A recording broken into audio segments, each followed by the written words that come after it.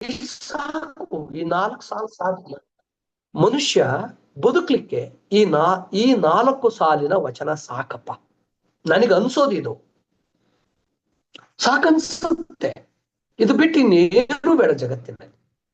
ನಾನೊಬ್ಬ ಮಹಾನ್ ಮಾನವತಾವಾದಿಯಾಗಿ ಬೆಳಿಲಿಕ್ಕೆ ಸಾಧ್ಯ ಆಗುತ್ತೆ ಅಂತ ಒಂದು ವಚನವನ್ನ ಕಟ್ಟಿಕೊಟ್ಟದ್ರಿಂದ ಇದ್ರೊಳಗಡೆ ಇನ್ನೇನೆಲ್ಲ ಅರಿವನ್ನ ನಾವು ಕಟ್ಕೊಳ್ಬೇಕಾಗಿದೆ.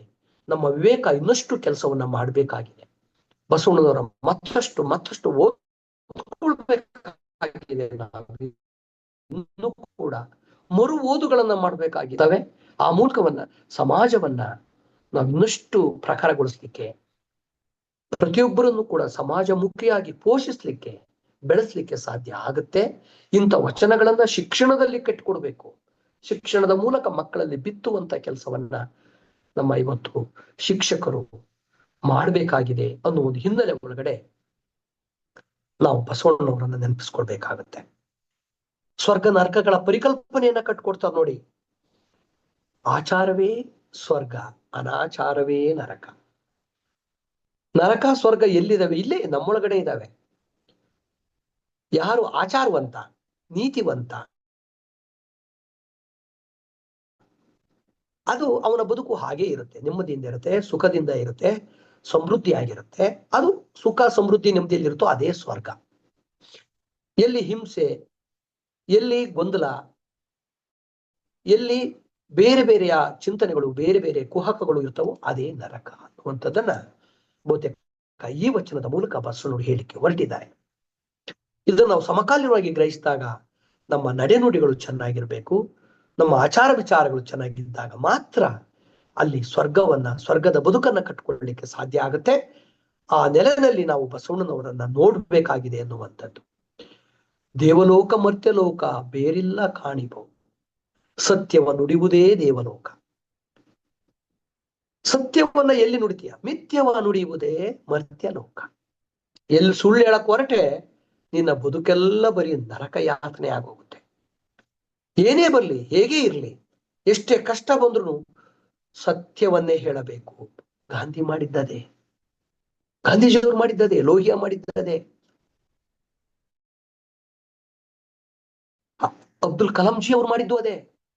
ಹಾಗಾಗಿ ಅಂತಹ ಬಸವತ್ವದ ಗುಣಗಳು, ಬಸವತನ, ಬಸವನ ವಚನಗಳು ನಮ್ಮ ಹೃದಯಗಳಲ್ಲಿ ಇವೆಲ್ಲವೂ ಕೂಡ ಮರುಸ್ಥಾಪಿಸುವುದರ ಮೂಲಕ ಬಸವಣ್ಣನವರನ್ನ ಮರು ಕಟ್ಟಿಕೊಳ್ಳುವ ಯತ್ನಕ್ಕೆ ನಾವೆಲ್ಲರೂ ಕೂಡ ಹೋಗ್ಬೇಕಾಗತ್ತೆ. ಜೆ ಶಿರುದ್ರಪ್ಪನವರು ಒಂದು ಮಾತು ಹೇಳ್ತಾರೆ ನೋಡಿ ಬಸವಣ್ಣವರ ಕುರಿತಂತೆ. ತಮ್ಮ ಮುಂದೆ ಅದನ್ನ ಪ್ರಸ್ತುತಪಡಿಸ್ತೇನೆ. ಇರಬಹುದು ಬಸವಣ್ಣ, ನಿನಗಿಂತ ದೊಡ್ಡವರು ಇದ್ದಾರೆ. ಆದರೆ ಅನುಭಾವದಲ್ಲಿ, ತ್ಯಾಗದಲ್ಲಿ, ಯೋಗದಲ್ಲಿ ಇರಲಾರರೆಂದೇ ತೋರುತ್ತಿದೆ ನನಗೆ. ಸತ್ಯವಾದ ಮಾತಿದು. ನಿನ್ನಂತೆ ನಿನ್ನೊಳಗಿನ ಅಂಕುಡಂಕುಗಳನ್ನು ಕಂಡವರು ನೋಡಿ. ಒಬ್ಬ ಶುದ್ಧ ವ್ಯಕ್ತಿ ಆಗ್ಬೇಕು ಅಂತಂದ್ರೆ ಮೊದಲು ತನ್ನನ್ನ ತಾನು ಶುದ್ಧ ಮಾಡ್ಕೊಳ್ಬೇಕು. ಅಂತರಂಗ ಬಹಿರಂಗ ಬಸವಣ್ಣವ್ರು ಹೇಳಿದ್ದು. ಅಂಕುಡೊಂಕುಗಳನ್ನು ಕಂಡವರು ಮುಚ್ಚು ಮರೆಯಿಲ್ಲದೆ ಒಗೆದು ಮಡಿ ಮಾಡಿ ಬಿಚ್ಚಿಟ್ಟು ಇಷ್ಟ ದೈವದ ಗುಡಿಗೆ ಮಡಿಯಾಗಿ ಹಾಸಿದವರು ನಿನ್ನಂತಿರುವವರನ್ನು ನಾನ್ ಕಾಣೆ ಬಸವಣ್ಣ. ನೋಡಿ, ದೊಡ್ಡವರು ಇರ್ಬೋದು, ಆದ್ರೆ ನಿನ್ನಂತೆ ಇರುವವರು ನಾ ಕಾಣೆ ಅಂತಕ್ಕಂಥದ್ದನ್ನ ಮುಚ್ಚು ಮರೆಯಿಲ್ಲದೆ ಶಿರುದ್ರಪ್ಪನವರು ಹೇಳಿರ್ತಕ್ಕಂಥ ಒಂದು ಮಾತು. ಅದರಿಂದ ಬಸವಣ್ಣನವರಿಗೆ ನಮಗೆ ಒಬ್ಬ ಮಹಾಚೇತನ, ಮಹಾಶಕ್ತಿಯಾಗಿ ನಮ್ಗೆ ಕಾಣಿಸ್ತಾ ಹೋಗ್ತಾರೆ. ಆಸೆ ಬಗ್ಗೆ ಅವರು ಮಾತಾಡ್ತಾರೆ. ಕೆಸರಲ್ಲಿ ಬಿದ್ದ ಪಶುವಿನಂತೆ ಆನು ದೆಸೆಗೆ ಬಾಯಿ ಬಿಡುತ್ತಿದ್ದೇನೆ. ಕೆಸರಲ್ಲಿ ಬಿದ್ದ ಪಶುವಿನಂತೆ ಆನು ದೆಸೆಗೆ ಬಾಯಿ ಬಿಡುತ್ತಿದ್ದೇನೆ. ನೀವು ಏನೆಲ್ಲ ಕಲ್ಪನೆ ಮಾಡ್ಕೊಳ್ಳಿ ಆ ಪಂಕ ಅಥವಾ ಕೆಸರು ಅನ್ನೋ ವಿಚಾರದಲ್ಲಿ. ನಾವೆಲ್ಲಿದ್ದೇವೆ, ಎಲ್ಲಿ ನಿಂತು ಏನೆಲ್ಲವನ್ನು ಆಸೆ ಪಡ್ತಾ ಇದ್ದೇವೆ ಅನ್ನೋದನ್ನ ನಾವು ಯೋಚನೆ ಮಾಡಿದ್ರೆ ಬಹುತೇಕ ಬಸವಣ್ಣನವರ ಚಿಂತನೆಗಳು ನಮಗೆ ಗೋಚರಿಸ್ತಾ ಹೋಗ್ತದೆ. ಬಡ ಪಶು ಪಂಕದಲ್ಲಿ ಬಿದ್ದಡೆ ಕಾಲ ಬಡುವುದಲ್ಲದೆ ಬೇರೆ ಗತಿಯುಂಟೆ. ಅಡವಿಯೊಳಗೆ ಹುಲುಬುಗೆಟ್ಟ ಪಶುವಿನಂತೆ ಅಂಬೆ ಅಂಬೆ ಎಂದು ಕರೆಯುತ್ತಲಿದ್ದೇನೆ. ನೋಡಿ, ಕೆಸರಲ್ಲಿ ಬಿದ್ದು ನಾವೇನೆಲ್ಲವನ್ನು ನಿಯಂತ್ರಣ ಮಾಡಲಿಕ್ಕೆ, ಏನೆಲ್ಲವನ್ನು ಬಯಸ್ಲಿಕ್ಕೆ, ಏನೆಲ್ಲವನ್ನು ಇಟ್ಕೊಳ್ಳಿಕ್ಕೆ ಪ್ರಯತ್ನ ಪಡ್ತಾ ಇದ್ದೀವಿ. ನಾನು ಶುದ್ಧ ಆಗ್ಬೇಕು. ಮೊದಲು ನನ್ನ ಅಂತರಂಗವನ್ನ ಶುದ್ಧ ಮಾಡ್ಕೊಳ್ಬೇಕು, ಬಹಿರಂಗವನ್ನ ಶುದ್ಧ ಮಾಡ್ಕೊಳ್ಬೇಕು. ಆಗ ನನ್ನ ಸುತ್ತ ಜಗತ್ತು ನಿರ್ಮಲವಾಗಿರುತ್ತೆ, ಕಾಂತಿಯಿಂದ ಇರುತ್ತೆ, ಶುಭ್ರವಾಗಿ ಇರುತ್ತೆ. ಆಗ ನಾನು ಕೂಗಿದರೆ, ಕೇಳಿದರೆ ಯಾರಾದ್ರೂ ನನಗೆ ಆಶ್ರಯವನ್ನ ನೀಡ್ತಾರೆ. ನಾನೇ ಕೆಸರಲ್ಲಿದ್ದು ಇನ್ನೊಬ್ಬರನ್ನ ಕೂಗೋದ್ರಲ್ಲಿ ಅರ್ಥ ಇಲ್ಲ ಅನ್ನುವಂತ ಒಂದು ನೈಜ ಸ್ವರೂಪ, ಒಂದು ನೈತಿಕತೆಯ ಮಾನದಂಡವಾಗಿ ಬಹುತೇಕ ಈ ವಚನ ಬಸವಣ್ಣವರು ಬರೆದಿದ್ದೀರಿ. ಹಾಗೇನೆ ತಂದೆ ನೀನು, ತಾಯಿ ನೀನು, ಬಂಧು ನೀನು, ಬಳಗ ನೀನು, ಎನ್ನ ವಾಮಕ್ಷೇಮ ನಿಮ್ಮದಯ್ಯ, ಎನ್ನ ಹಾನಿ ವೃದ್ಧಿ ನಿಮ್ಮದಯ್ಯ, ಎನಗೆ ನಿಮ್ಮ ನೆನಹಾದಾಗಲೇ ಉದಯ, ನಿಮ್ಮ ಮರಹಾದಾಗಲೇ ಅಸ್ತಮಾನ, ಅತ್ತಲಿತ್ತ ಹೋಗದಂತೆ ಎಡವನ ಮಾಡಯ್ಯ ತಂದೆ. ಅಂದ್ರೆ ಭಕ್ತಿ ಪ್ರಧಾನವಾಗಿಯೂ ಕೂಡ ತಮ್ಮ ಬದುಕನ್ನ ಕಟ್ಟಿಕೊಂಡಂಥವ್ರು ಬಸವಣ್ಣನವರು. ಭಕ್ತಿ, ವಿನಯ, ವಿಧೇಯತೆ ಇವೆಲ್ಲವೂ ಎಲ್ಲಿರ್ತಾ ಹೋಗ್ತದೋ ಅಲ್ಲಿ ಮನುಷ್ಯತ್ವ ಅಂತಕ್ಕಂಥದ್ದು ತಾನೇ ತಾನಾಗಿ ಹಸಿರಾಗಿ ಬೆಳೀತಾ ಹೋಗುತ್ತೆ. ಹಾಗಾಗಿ ತಂದೆ ನೀನು ಸರ್ವಸ್ವವೂ ನೀನೇ ಆಗಿದೀಯ, ಅದರಿಂದ ಅತ್ತಲಿತ್ತ ಹೋಗದಂತೆ ನನ್ನನ್ನ ಎಳವನ್ನ ಮಾಡಯ್ಯ, ಮತ್ತೊಂದಕ್ಕೆ ಕೇಳದಂತೆ ಕಿವುಡನ್ನ ಮಾಡಯ್ಯ, ಮತ್ತೊಂದ ಕಾಣದಂತೆ ಕುರುಡನ್ನ ಮಾಡಯ್ಯ ಅನ್ನುವಂಥದ್ದು ಇದೆಯಲ್ಲ, ಇದೇ ತನ್ನ ಅಹಂಕಾರವನ್ನ, ತನ್ನೊಳಗಿರ್ತಕ್ಕಂಥ ಶುದ್ಧತೆಯನ್ನ, ಅಹಂಕಾರವನ್ನ ಹೋಗ್ಲಾಡಿಸಿ ಶುದ್ಧತೆಯನ್ನ, ನಿರಹಂಕಾರವನ್ನ, ಆತ್ಮಶುದ್ಧವನ್ನ ತನ್ನೊಳಗಡೆ ತಾನು ಕಂಡುಕೊಳ್ತಕ್ಕಂಥ ಮಾರ್ಗವಾಗಿ ಬಸವಣ್ಣನವರು ಗೋಚರಿಸ್ತಾ ಹೋಗ್ತಾರೆ. ನೀನೊಲಿದರೆ ಕೊರಡು ಕೊನರುವುದಯ್ಯ, ಬರಡು ಅಯನ ಹುದಯ್ಯ, ನೀನೊಲಿದರೆ ಸಕಲ ಇಷ್ಟಾರ್ಥಗಳು ಸಾಧ್ಯವಪ್ಪುವು. ನೋಡಿ, ನೀವು ನೋಡ್ಬೋದು ಸುತ್ತ ಯಾವಾಗ್ಲೂ ಖುಷಿಯಾಗಿ ನಿಮ್ದಿಯಾಗಿ ಇದಾಗಿರ್ತೀಯ. ಅದಕ್ಕೆ ಪಾಸಿಟಿವ್ ಅಂತ ಹೇಳ್ತೀವಲ್ಲ, ಪಾಸಿಟಿವ್ ಎನರ್ಜಿ. ನಾವು ಪ್ರತಿಯೊಂದನ್ನು ಕೂಡ ಸಕಾರಾತ್ಮಕವಾಗಿ ತೆಗೆದುಕೊಳ್ಬೇಕು, ಪ್ರತಿಯೊಂದನ್ನು ಕೂಡ ನಾವು ಒಳಿತಾಗೆ ಸ್ವೀಕರಿಸಬೇಕು. ಬಹುತೇಕ ಕಲಿಬೇಕಾಗಿದೆ ಇವತ್ತು. ಕೊರಡು ಕೂಡ, ಒಣಗಿದ ಮರನೂ ಕೂಡ ಚಿಗುರುತ್ತೆ ಅನ್ನೋ ಒಂದು ಭಾವ ಬಂದಿದೆಯಲ್ಲ, ಅದು ಸಾಮಾನ್ಯವಾದ ತಿಳಿವಲ್ಲ. ಅದು ಸಾಮಾನ್ಯವಾದ ಅಲ್ವೇ ಅಲ್ಲ. ಅಂತ ಒಂದು ವಿವೇಕವನ್ನ, ಅಂತ ಒಂದು ಆತ್ಮ ಶಕ್ತಿಯನ್ನ ಬಸವಣ್ಣನವರು ಕಂಡಿದ್ರು. ಕೊರಡಲ್ಲೂ ಕೂಡ ಚಿಗುರನ್ನ ಕಾಣ್ತಾ ಇದ್ರು. ಅಂದ್ರೆ ಅವರ ಥಾಟ್ಸ್ ಹೇಗಿತ್ತು ಅನ್ನೋದು ನಾವಿಲ್ಲಿ ಕಾಣ್ಬೇಕಾಗತ್ತೆ.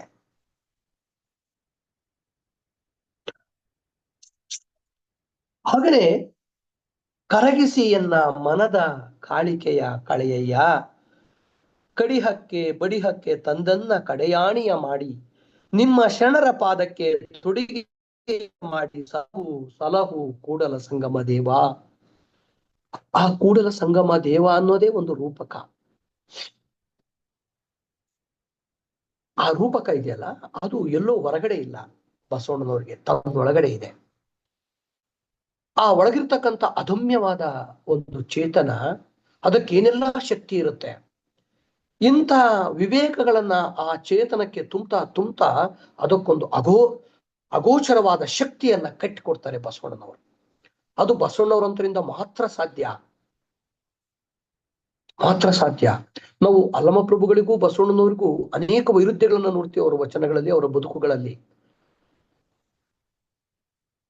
ಬಸವಣ್ಣನವರು ಅಲ್ಲಮಪ್ರಭುಗಳನ್ನ ಆ ಇಡೀ ಅನುಭವ ಮಂಟಪದ ಅಧ್ಯಕ್ಷರಾಗಿ ಮಾಡಿಟ್ಕೊಂಡು, ಒಂದು ಸಂಕೇತವಾಗಿ ಅವರನ್ನ ಮಾಡಿಕೊಂಡು, ಅವರ ಜ್ಞಾನವನ್ನ ಇಡೀ ಅನುಭವ ಮಂಟಪಕ್ಕೆ ಪಸರಿಸುವಂತೆ ಮಾಡಿದ ಒಂದು ನಿಷ್ಠೆ ಇದೆಯಲ್ಲ, ಇದೂ ಕೂಡ ಒಂದು ಶ್ರೇಷ್ಠವಾದ ಪರಿಕಲ್ಪನೆನೆ. ಇವನಾರವ ಅಂದ್ರೆ ಇವನಮ್ಮವ ಅನ್ನೋ ಒಂದು ಭಾವ ಇದೆಯಲ್ಲ, ಅದು ಎಲ್ಲರಿಂದಲೂ ಸಾಧ್ಯ ಇಲ್ಲ. ಅದು ಬಸವಣ್ಣನವರಿಗೆ ಮಾತ್ರ ಸಾಧ್ಯ. ಬಸವಣ್ಣನವರನ್ನ ಯಾರು ಅರ್ಥ ಮಾಡ್ಕೊಂಡಿರ್ತಾರೋ, ಬಸವಣ್ಣವರನ್ನ ಯಾರು ಓದ್ಕೊಂಡಿರ್ತಾರೋ, ಬಸವಣ್ಣವರ ಆ ತರದ ವಿಚಾರಗಳು ಯಾರೊಳಗಡೆ ಇರ್ತಾವೋ, ಅವರು ಎಲ್ಲರನ್ನೂ ಕೂಡ ಸಮಾನವಾಗಿ ಕಾಡ್ಲಿಕ್ಕೆ, ನಮ್ಮವರೆಂದು ಪರಿಭಾವಿಸ್ಲಿಕ್ಕೆ ಸಾಧ್ಯ ಆಗುತ್ತೆ. ಅದಾಗ್ತಾ ಇದೆ ಕೂಡ. ಇಂಥ ವೇದಿಕೆಗಳು ಅಂತ ಚಿಂತನೆಗಳನ್ನ ಕಟ್ಟಿಕೊಡ್ಲಿಕ್ಕಾಗಿನೇ ಬಹುತೇಕ ಇಂಥ ಕಾರ್ಯಕ್ರಮಗಳ ಮೂಲಕ ಹೃದಯಗಳನ್ನ ಅಣಿಯುವ ಅಥವಾ ಹೃದಯಗಳನ್ನ ಒಂದು ರೀತಿ ಸಾಣೆ ಹಿಡಿದು ಹಿಡಿದು ಹಿಡಿದು ಪಳಗಿಸ್ತಕ್ಕಂಥ ಒಂದು ಕೆಲಸಕ್ಕೆ ಇಂಥ ವೇದಿಕೆಗಳು ಸಾಧ್ಯ ಮಾಡ್ತಾ ಇದೆ. ಅದಕ್ಕೆ ನನಗೆ ತುಂಬಾ ಹೆಮ್ಮೆ ಅನ್ಸುತ್ತೆ, ತುಂಬಾ ಹೆಮ್ಮೆ ಅನ್ಸುತ್ತೆ. ಹಾಗಾಗಿ ಬಂಧುಗಳೇ, ಬಸವಣ್ಣನವರನ್ನ ನಾವು ಮತ್ತೆ ಓದ್ಕೊಳ್ತಕ್ಕಂಥ ಕಾಲಘಟ್ಟದಲ್ಲಿ ಇದ್ದೇವೆ. ಯಾಕಂದ್ರೆ ಹೊರಗಿನ ಸಮಾಜ, ಒಳಗಿನ ನನ್ನ ತರಗತಿ ಕೋಣೆಯಲ್ಲಿ ಯಾವಾಗ್ಲೂ ನಮ್ಮ ಮಕ್ಕಳಿಗೆ ನಾನು ಹೇಳ್ತಾ ಇದ್ದೀನಿ, ನಾವು ತರಗತಿಯಲ್ಲಿ ಹೇಳೋದೇ ಬೇರೆ, ಮಕ್ಕಳು ಹೊರಗಡೆ ಬಂದಾಗ ಎದುರಿಸೋದೇ ಬೇರೆ. ಇಲ್ಲಿ ಸತ್ಯವನ್ನೇ ಹೇಳು ಅಂತ ಹೇಳಿರ್ತೀವಿ, ಆದ್ರೆ ಹೊರಗಡೆ ಬಂದಾಗ ಅವ್ರ ಕುಟುಂಬವೂ ಸೇರಿದಂತೆ ಸಮಾಜ ಸುಳ್ಳಿನ ಪ್ರಪಾತದಲ್ಲೇ ಬಿದ್ದು ಹೋಗ್ಬಿಟ್ಟಿರುತ್ತೆ. ಮಗುಗೂ ಅದು ಸವಾಲಾಗುತ್ತೆ. ಏನಪ್ಪಾ ಇದು, ನಾನು ತರಗತಿಯಲ್ಲಿ ಕಲಿಯೋದೇ ಬೇರೆ, ಇಲ್ಲಿ ಆಗ್ತಿರೋದೇ ಬೇರೆ ಅಂತ. ನಾನು ಯಾವಾಗಲೂ ಅನೇಕ ವೇದಿಕೆಗಳಲ್ಲಿ ಇದನ್ನು ಮಾತಾಡಿದ್ದಿದೆ. ನಾನು ತರಗತಿಯ ಕೋಣೆಯಲ್ಲಿ ಕಲಿಸಿದ್ದು ಮಗು ಸಮಾಜದಲ್ಲಿ ಕಂಡು ಬರುವ ಸವಾಲುಗಳಿಗೆ ಪರಿಹಾರವನ್ನು ಕಂಡುಕೊಂಡುವಂತಿರಬೇಕು. ಅಂತ ಪರಿಹಾರವನ್ನ ಕಂಡುಕೊಳ್ಳೋದಿಕ್ಕೆ ಬೇಕಾದ ಸಾಮರ್ಥ್ಯ ಮತ್ತು ವಿವೇಕ ಬಹುತೇಕ ಬಸವಣ್ಣನವರ ವಚನಗಳನ್ನ, 12ನೇ ಶತಮಾನವನ್ನ ಓದ್ಕೊಳ್ಳೋದ್ರ ಮುಖಾಂತರ, ಅಂತ ಪಠ್ಯಗಳನ್ನ ಸಿಲೆಬಸ್ಗಳಲ್ಲಿ ತರೋದ್ರ ಮುಖಾಂತರ ಮರು ಆಲೋಚನೆ ಮಾಡುವಂತೆ ಮಕ್ಕಳನ್ನ ಬೆಳೆಸಿದ್ರೆ ಬಹುತೇಕ ಉತ್ತರಗಳಲ್ಲಿ ಸಿಗುತ್ತೆ ಎನ್ನುವಂಥದ್ದು, ಅಂತ ಸಾಮರ್ಥ್ಯವನ್ನು ಮಕ್ಕಳು ಬೆಳೆಸ್ಕೊಳ್ಳೋದಕ್ಕೆ ಸಾಧ್ಯ ಆಗುತ್ತೆ ಎನ್ನುವಂಥದ್ದು ಬಹುತೇಕ ನನ್ನ ಆಲೋಚನೆ ಅಂತೇಳಿ ಅನ್ಸುತ್ತೆ ಬಂಧುಗಳೇ. ಹಾಗಾಗಿ ಬಸವಣ್ಣನವರು ಸರ್ವಕಾಲಕ್ಕೂ ಕೂಡ ವಿಶೇಷವಾಗಿ ನಿಲ್ತಾರೆ. ಎಲ್ಲ ಕಾಲದ ಸಮಸ್ಯೆಗಳಿಗೂ ಉತ್ತರದ ಉಪಾಧಿಯಲ್ಲಿ ನಮಗೆ ಕಾಣಿಸ್ತಾ ಹೋಗ್ತಾರೆ. ಎಲ್ಲ ಕಾಲಕ್ಕೂ ಇನ್ನು ಏನೆಲ್ಲ ವಿಜ್ಞಾನದ ಮೂಲಕ ಬರ್ಲಿ, ಇವತ್ತು ತಿಂಗಳಿಗೆ ಹೋಗಿದ್ದಾನೆ, ತಿಂಗಳಿನಿಂದ ಮಂಗಳಕ್ಕೆ ಹೋಗ್ತಾನೆ, ಗುರುಗೂ ಹೋಗ್ಬೋದು, ಎಲ್ಲಾ ಹೋಗ್ಲಿ ಮನುಷ್ಯ, ಬಿಡಿ ಅದು ತಂತ್ರಜ್ಞಾನದ ಸದ್ಬಳಕೆ ಆಗ್ತಾ ಹೋಗುತ್ತೆ. ಆದ್ರೆ ಸಮಾಜ, ಆರ್ಥಿಕತೆ, ರಾಜಪ್ರಭುತ್ವ ಅಥವಾ ರಾಜಕೀಯ ಅಥವಾ ಏನೆಲ್ಲ ಧರ್ಮ, ಇವೆಲ್ಲವನ್ನು ಒಳಗೊಂಡಂತೆ ನಾವು ಸಮಾಜವನ್ನ ಸುಸ್ಥಿರಗೊಳಿಸ್ಬೇಕು ಅಂತಂದ್ರೆ 12ನೇ ಶತಮಾನವನ್ನ ಮತ್ತೆ ಈ ಕಾಲಘಟ್ಟಕ್ಕೆ ತಗೊಂಡ್ಕೊಂಡ್ಬರ್ಬೇಕು. ಅಲ್ಲಿರ್ತಕ್ಕಂಥ ಚಿಂತನೆಗಳನ್ನ, ಆಲೋಚನೆಗಳನ್ನ ಮತ್ತೆ ಮರುಸ್ಥಾಪಿಸ್ಬೇಕು. ಇರ್ತಕ್ಕಂಥ ಮಕ್ಕಳಲ್ಲಿ ಅವರ ಆಲೋಚನೆಗಳನ್ನ ಓದುವಂತೆ, ಕಲಿಯುವಂತೆ, ಬೆಳೆಸಿಕೊಳ್ಳುವಂತೆ ಒಂದು ಅರಿಯನ್ನ ಮಕ್ಕಳ ಕಟ್ಟುವ ಶಾಲಾ ಕಾಲೇಜುಗಳು ಮಾಡಬೇಕು. ಅಂತಕ್ಕಂಥ ವೇದಿಕೆಗಳಂತೂ ಈ ಕೆಲಸವನ್ನ ಮಾಡೋದ್ರ ಮುಖಾಂತರ ನಾವು ಎಲ್ಲ ಕಾಲವನ್ನು ಕೂಡ ಒಂದು ಆರೋಗ್ಯಕರ ಕಾಲವನ್ನಾಗಿ ನೋಡ್ಲಿಕ್ಕೆ ಸಾಧ್ಯ ಆಗುತ್ತೆ ಅಂತೇಳಿ ನಾನು. ಸಮಯ ಆಗ್ತಾ ಇದ್ದಾರ? Hello sir, please continue. No issues sir, continue ಮಾಡಿ ಅಲ್ಲ? Okay sir. Okay sir. ಹಾಗೇನೆ ಬಸವಣ್ಣನವರನ್ನ ನಾವು ನೋಡ್ತಾ ಹೋದಾಗೆಲ್ಲ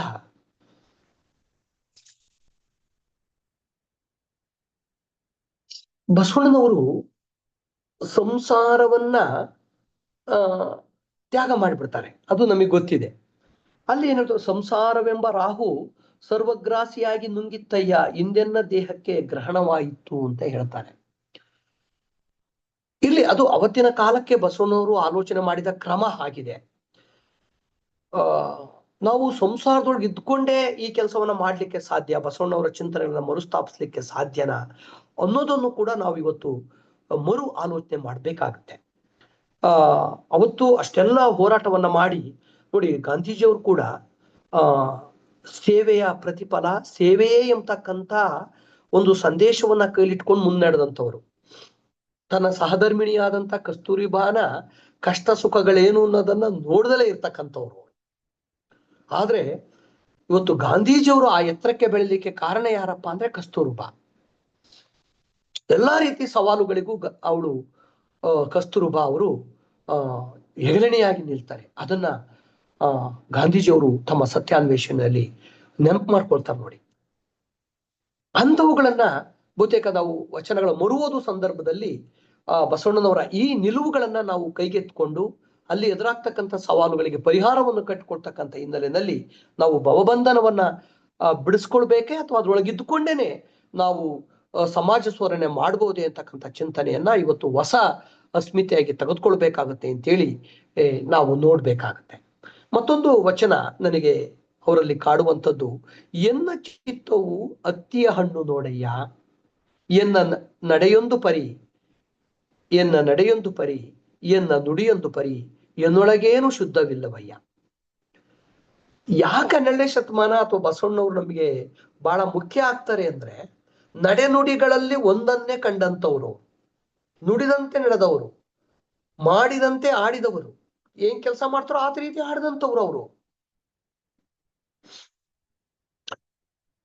ಮನಸ್ಸು ಸಾಕಷ್ಟು ಕಲುಷಿತವಾಗಿರುತ್ತೆ, ಅದು ಸಹಜ. ಅದು ಮನಸ್ಸು ತುಂಬಾನೇ ದುರ್ಬಲ ಆಗಿರುತ್ತೆ, ಅದು ಸಹಜನೇನೆ. ಆ ದುರ್ಬಲವಾದ ಮನಸ್ಸನ್ನ, ದುರ್ಬಲವಾದ ಆತ್ಮಸ್ಥೈರ್ಯವನ್ನ ಮತ್ತೆ ಮತ್ತೆ ತನ್ನ ಓದಿನ ಮೂಲಕ, ತನ್ನ ಗ್ರಹಿಕೆಯ ಮೂಲಕ, ತನ್ನ ಚಿಂತನೆಗಳ ಮೂಲಕ ಗಟ್ಟಿಗೊಳಿಸೋದಿದೆಯಲ್ಲ, ಆ ಗಟ್ಟಿಗೊಳಿಸೋದಕ್ಕೆ ಬೇಕಾದಂತ ಆಲೋಚನೆಗಳನ್ನ ಕಟ್ಕೊಳ್ಳೋದಿದೆಯಲ್ಲ, ಅದು ಬಸವಣ್ಣವರ ವಚನಗಳಿಂದ ನಮಗೆ ಸಾಧ್ಯ ಆಗುತ್ತೆ ಅಂತೇಳಿ ನಾನು ಅಂದ್ಕೊಳ್ತೇನೆ. ಅದಕ್ಕಾಗಿ ಬಸವಣ್ಣನವರು ನಮಗೆ ಬೇಕಾಗುತ್ತೆ.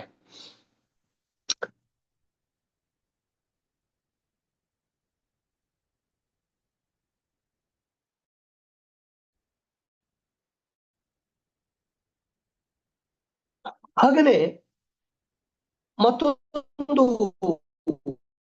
ವಚನವನ್ನು ನೋಡೋಣ.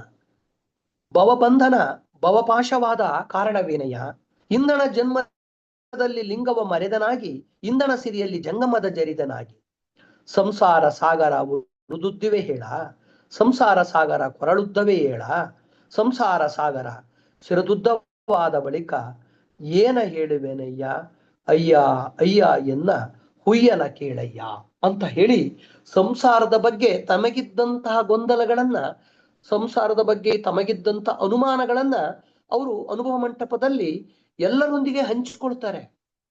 ತಮ್ಮ ತಾಕಲಾಟಗಳು, ಅಂತರಂಗದ ನಿವೇದನೆಗಳು, ವೈದಾಟಗಳು ಏನಿದಾವೋ ಅವೆಲ್ಲವನ್ನು ಕೂಡ ಅನುಭವ ಮಂಟಪದಲ್ಲಿ ಪರಿಪರಿಯಾಗಿ ಚರ್ಚಿಸುವುದರ ಮೂಲಕ ಇಡೀ ಒಂದು ಆ ಕಾಲದ ಸಮಾಜಮುಖಿ ಆಲೋಚನೆಗಳಿಗೆ, ಚಿಂತನೆಗಳಿಗೆ ಒಂದು ಹೊಸ ದಾರಿಯನ್ನ ಕಂಡುಕೊಂಡಂಥದ್ದು ಅನುಭವ ಮಂಟಪ.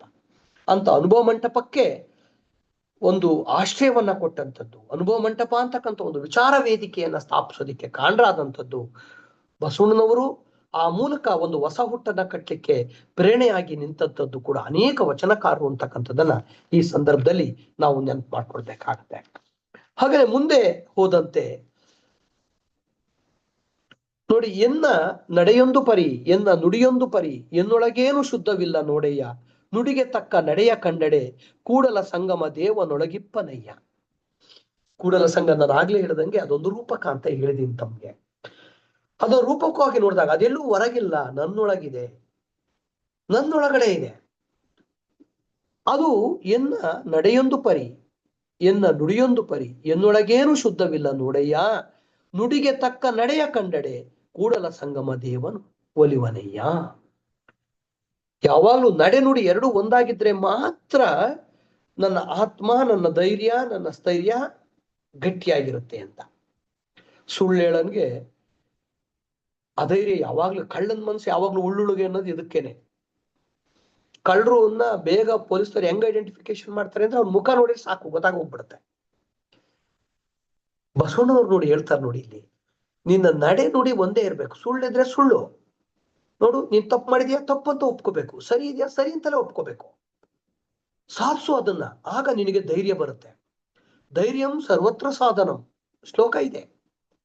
ಧೈರ್ಯ ಬರಬೇಕು ಅಂದ್ರೆ ಯಾವಾಗ್ಲೂ ಸತ್ಯದ ಜೊತೆಯಲ್ಲಿ ನಾವು ಬದುಕನ್ನ ಕಟ್ಕೊಳ್ಬೇಕು, ಸತ್ಯ ನಮ್ಮೊಳಗಿರ್ಬೇಕು ಅಂತಕ್ಕಂಥ ವಿಚಾರವನ್ನ ಬಹುತೇಕ ಬಸವಣ್ಣನವರ ವಚನಗಳು ನಮಗೆ ಸಾರಿ ಸಾರಿ ಹೇಳ್ತವೆ ಅಂತಕ್ಕಂಥ ಒಂದು ಮಾತನ್ನ ಈ ಸಂದರ್ಭದಲ್ಲಿ ತಮ್ಮ ಗಮನಕ್ಕೆ ತರ್ತಾ, ಈ ಎಲ್ಲವನ್ನು ಕೂಡ ನಮಗೆ ಈ ಕಾರಣಕ್ಕೇನೆ ಹರಳಯ್ಯ ತನ್ನ ತೊಡೆಯ ಚರ್ಮವನ್ನ ಸುಲಿದು ಬಸವಣ್ಣನವರಿಗೆ ಪಾದುಕೆಯಾಗಿ ಮಾಡ್ಕೊಡ್ತಾರೆ ಅಂತ ಅಂದ್ರೆ ಸಾಮಾನ್ಯ ವಿಚಾರ ಅಲ್ಲ. ಅದು ಗಹನವಾಗಿ ಯೋಚನೆ ಮಾಡಬೇಕಾದದ್ದು. ತನ್ನ ತೊಡೆಯ ಚರ್ಮದ ಮೂಲಕ ಬಸವಣ್ಣವರ ಪಾದುಕೆಗಳನ್ನ ಮಾಡಿಕೊಟ್ಟಿದ್ದಾರೆ. ಆದ್ರೆ ಬಸವಣ್ಣವರು ಅದನ್ನ ಪಾದುಕೆನ ಹಾಕೊಂಡ್ರ ಇಲ್ಲ, ತಲೆಯ ಮೇಲೆ ಹೊತ್ತರು. ಅದಕ್ಕಿಂತ ಶ್ರೇಷ್ಠವಾಗಿ ಹೋಯ್ತಲ್ಲ. ಅಂದ್ರೆ ಒಂದು ಕಾಯಕಕ್ಕೆ, ಒಂದು ಕಾಯಕ ನಿಷ್ಠೆಗೆ ತನ್ನ ಭಕ್ತರಿಗೆ, ತನ್ನ ಅಭಿಮಾನಿಗಳಿಗೆ ಕೊಡ್ತಕ್ಕಂಥ ಗೌರವ, ಆತ್ಮಸಮರ್ಪಣೆ, ಇವು ಬಸವಣ್ಣನವರಿಂದ ನಾವು ಕಲಿಯೋದಿದೆ. ಬಸವಣ್ಣನವರಿಂದ ನಾವು ಅದನ್ನ ನಮ್ಮೊಳಗಡೆ ಇಳಿಸ್ಕೊಳ್ಬೇಕಾಗಿದೆ. ಇಂಥ ಅದೆಷ್ಟೋ ವಿಚಾರಗಳು ಬಸವಣ್ಣನವರ ವಚನಗಳಲ್ಲಿ, ಬಸವಣ್ಣನವರ ಎಲ್ಲ ವಿಚಾರಧಾರೆಗಳಲ್ಲೂ ಕೂಡ ನಾವು ತಿಳ್ಕೋಬಹುದು ಅಂತಕ್ಕಂಥ ಮಾತನ್ನ ಈ ಸಂದರ್ಭದಲ್ಲಿ ಗಮನಕ್ಕೆ ತರ್ತಾ, ಬಹುತೇಕ ಇಷ್ಟು ವಿಚಾರಗಳನ್ನು ನನ್ನ ಗ್ರಹಿಕೆಯ ನೆಲೆಯಲ್ಲಿ, ವಚನಗಳನ್ನು ಓದಿರ್ತಕ್ಕಂಥ ಗ್ರಹಿಕೆ ನೆಲೆಯಲ್ಲಿ ಬಸವಣ್ಣನವರನ್ನೇ ಕೇಂದ್ರವಾಗಿಟ್ಕೊಂಡು ಒಂದಷ್ಟು ಮಾತನಾಡಲಿಕ್ಕೆ ವಚನ ಮಂದಾರ ವೇದಿಕೆ ನನಗೆ ಅವಕಾಶವನ್ನ ಕಲ್ಪಿಸಿಕೊಟ್ಟಿದೆ. ಹಾಗಾಗಿ ವೇದಿಕೆಗೆ ನನ್ನ ಹೃದಯಪೂರ್ವಕವಾದಂತಹ ಕೃತಜ್ಞತೆಗಳನ್ನ ಸಲ್ಲಿಸಿ, ಸಂಚಾಲಕರಾದಂತಹ ವಿಜಯಕುಮಾರ್ ಸರ್ ಅವರಿಗೂ ಕೂಡ ನನಗೆ ಅನೇಕ ಬಾರಿ ಅವರು ದೂರವಾಣಿ ಕರೆ ಮಾಡೋದ್ರ ಮುಖಾಂತರ ನನ್ನನ್ನು ಆಗಾಗ್ಗೆ ಸರ್ ಕಾರ್ಯಕ್ರಮ ಇದೆ ಅಂತೇಳಿ ಎಚ್ಚರಿಸ್ತಾ ಇದ್ರು. ಅದು ಒಳ್ಳೆ ಪ್ರಯತ್ನ, ಅದು ಒಳ್ಳೆ ಆಲೋಚನೆ ಕೂಡ ಹೌದು. ನಿಜಕ್ಕೂ ನಾನು ಅವರಿಗೆ ಆಭಾರಿ ಆಗಿರ್ತೇನೆ. ಯಾಕಂದ್ರೆ ಕೆಲಸದ ಒತ್ತಡದಲ್ಲಿ ಇದ್ದಂತ ಸಂದರ್ಭದಲ್ಲಿ ನಾವು ಮರ್ತಿರ್ಬೋದು, ಆದ್ರೆ ಅವರ ಆ ಕಾಳಜಿ ಇದೆಯಲ್ಲ, ನನಗೂ ಕೂಡ ಒಂದು ವೇದಿಕೆಯನ್ನು ಒದಗಿಸಿಕೊಟ್ಟಿದ್ದಿದೆ. ಹಾಗಾಗಿ ಆ ಶರಣ ಬಂಧುಗಳಿಗೆ ನನ್ನ ಹೃದಯಪೂರ್ವಕವಾದಂತ ಕೃತಜ್ಞತೆಗಳನ್ನ ಸಲ್ಲಿಸಿ, ನನ್ನ ಮಾತುಗಳನ್ನ ಬಹಳ ಪ್ರೀತಿಯಿಂದ ಆಲಿಸಿದ್ದಕ್ಕಾಗಿ ವೇದಿಕೆಯ ಸರ್ವರಿಗೂ ಕೂಡ ಹೃದಯಪೂರ್ವಕ ಶರಣಾರ್ಥಿಗಳನ್ನ ಸಲ್ಲಿಸಿ, ನನ್ನ ಮಾತುಗಳನ್ನು ಆಲಿಸಿದ್ದಕ್ಕಾಗಿ ತಮ್ಮೆಲ್ಲರಿಗೂ ಕೃತಜ್ಞತೆಗಳನ್ನ ಸಲ್ಲಿಸಿ ನನ್ನ ಮಾತು ಮುಗಿಸ್ತಾ ಇದ್ದೇನೆ. ನಮಸ್ತೆ ಸರ್.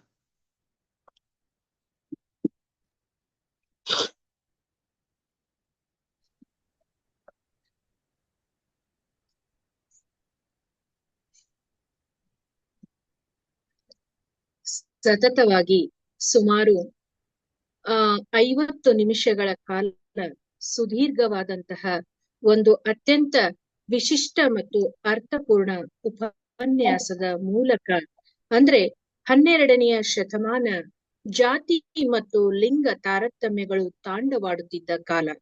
ಇಂತಹ ಒಂದು ಸಂಕೀರ್ಣ ಕಾಲಘಟ್ಟದಲ್ಲಿ ಕನ್ನಡದ ನೆಲದಲ್ಲಿ ಹುಟ್ಟಿ ಮಹತ್ತರ ಕ್ರಾಂತಿಗೆ ನಾಂದಿ ಹಾಡಿದ ಶ್ರೇಯಸ್ಸು ಬಸವಣ್ಣನವರಿಗೆ ಸಲ್ಲುತ್ತದೆ ಎನ್ನುವಂತಹ ವಿಚಾರಗಳನ್ನು ತಿಳಿಸುತ್ತಾ, ಬಸವಣ್ಣನವರು ಕಂಡುಕೊಂಡಂತಹ ಧರ್ಮ ಕಾಯಕ ಧರ್ಮ, ದಾಸೋಹವೇ ಅದರ ಮುಖ್ಯ ನೇಮ, ಸಮಾನತೆಯೇ ಆಚಾರ, ಬಸವಣ್ಣನವರು ಕಟ್ಟಿಕೊಟ್ಟದ್ದು ಜನಸಾಮಾನ್ಯರ ಧರ್ಮ ಎನ್ನುವಂತಹ ಅನೇಕ ವಿಚಾರಧಾರೆಗಳನ್ನು ಹಾಗೂ ಸರ್ವ ಧರ್ಮಗಳ ಮಹಾನ್ ಯೋಗಿಗಳ ಸಂದೇಶದ ಸಾರವನ್ನು ಅನೇಕ ಅತ್ಯಂತ ಅರ್ಥಪೂರ್ಣ ವಚನಗಳೊಂದಿಗೆ ಎಲ್ಲರಿಗೂ ಮನಮುಟ್ಟುವ ಹಾಗೆ ಪ್ರಸ್ತುತಪಡಿಸಿರುವಂತಹ ಶ್ರೀಯುತ ಡಾಕ್ಟರ್ ಎಸ್ ಕೃಷ್ಣಪ್ಪ ಗುರುಗಳಿಗೆ ನಮ್ಮ ವಚನ ಮಂದಾರ ವೇದಿಕೆಯ ವತಿಯಿಂದ ಮತ್ತೊಮ್ಮೆ ಮೊಗದೊಮ್ಮೆ ಅನಂತ ಧನ್ಯವಾದಗಳನ್ನು ಸಮರ್ಪಿಸುತ್ತೇನೆ. ಈಗ ಕಾರ್ಯಕ್ರಮದ ಮುಂದಿನ ಹಂತ ಪ್ರಶ್ನೋತ್ತರ ಹಾಗೂ ಸಂವಾದ ನಿರ್ವಹಣೆ ಮತ್ತು ಶರಣ ಸಮರ್ಪಣೆ ಕಾರ್ಯಕ್ರಮವನ್ನು ನಮ್ಮ ವಚನ ಮಂದಾರ ವೇದಿಕೆಯ ಸಂಸ್ಥಾಪಕರು ಆಗಿರುವಂತಹ ಡಾಕ್ಟರ್ ವಿಜಯ್ ಕುಮಾರ್ ಕಮ್ಮಾರ್ ಸರ್ ಇವರು ಮುಂದುವರೆಸಬೇಕೆಂದು ವಿನಂತಿಸಿಕೊಳ್ಳುತ್ತೇನೆ. ಶರಣಾರ್ಥಿಗಳು. One of the best presentation ಅಂತ ನನ್ನ ಅನಿಸಿಕೆ. ಏನ್ ಹೇಳ್ಬೇಕನ್ನೋದು ಸಡನ್ ಆಗಿ ಬರುವುದಿಲ್ಲ. ಮುಂದಿನ ಕಾರ್ಯಕ್ರಮ ಪ್ರಶ್ನೋತ್ತರ ಸಂವಾದ. ಇಲ್ಲಿ ನಮ್ಮ ಎಲ್ಲ ವೀಕ್ಷಕ ಪ್ರಭುಗಳಲ್ಲಿ ಒಂದು ವಿನಂತಿ, ಬಹಳಷ್ಟು ಸಮಯವನ್ನ ನಮ್ಮ ಉಪನ್ಯಾಸಕರಿಗೆ ಕೊಟ್ಟದ್ರಿಂದ ತಾವು ಅತ್ಯಂತ ಬ್ರೀಫ್ ಆಗಿ ತಮ್ಮ ವಿಚಾರವನ್ನ ಮಂಡನೆ ಮಾಡ್ಬೇಕಂತ ಎಲ್ಲರಲ್ಲೂ ನಾನು ಕೇಳ್ಕೊತಾ ಇದ್ದೀನಿ. ಒಂದು ರಿಕ್ವೆಸ್ಟ್ ಅದು ಅಂದ್ರೆ keep it very brief while presenting your ನಿಮ್ಮ ಪ್ರಶ್ನೋತ್ತರಗಳನ್ನ ಸಮರ್ಪಿಸಬೇಕು. ಬಸವರಾಜ್ ಅವರು ಇದಾರ, ರಾಯಚೂರಿಂದ ಜಾಯ್ನ್ ಆಗಿದ್ರು. ಇಲ್ಲ ಅನ್ಸುತ್ತೆ, ಎಸ್ ಲೆಫ್ಟ್. ಇವತ್ತು ಒಬ್ಬ ವಿಶೇಷ ಅತಿಥಿ ನಮ್ಮ ಜೊತೆ ಜಾಯ್ನ್ ಆಗಿದ್ದಾರೆ, ಜಯಶ್ರೀ ಚುನ್ಮರಿ ಅಂತ, ಗೋಕಾಕ್ನಿಂದ ಜಾಯ್ನ್ ಆಗಿದ್ದಾರೆ. ಜಯಶ್ರೀ ಅವರು ತಮ್ಮ ಅಭಿಪ್ರಾಯವನ್ನ ಮಂಡಿಸಬೇಕಾಗಿ ವಿನಂತಿ. ಜಯಶ್ರೀ ಮೇಡಮ್.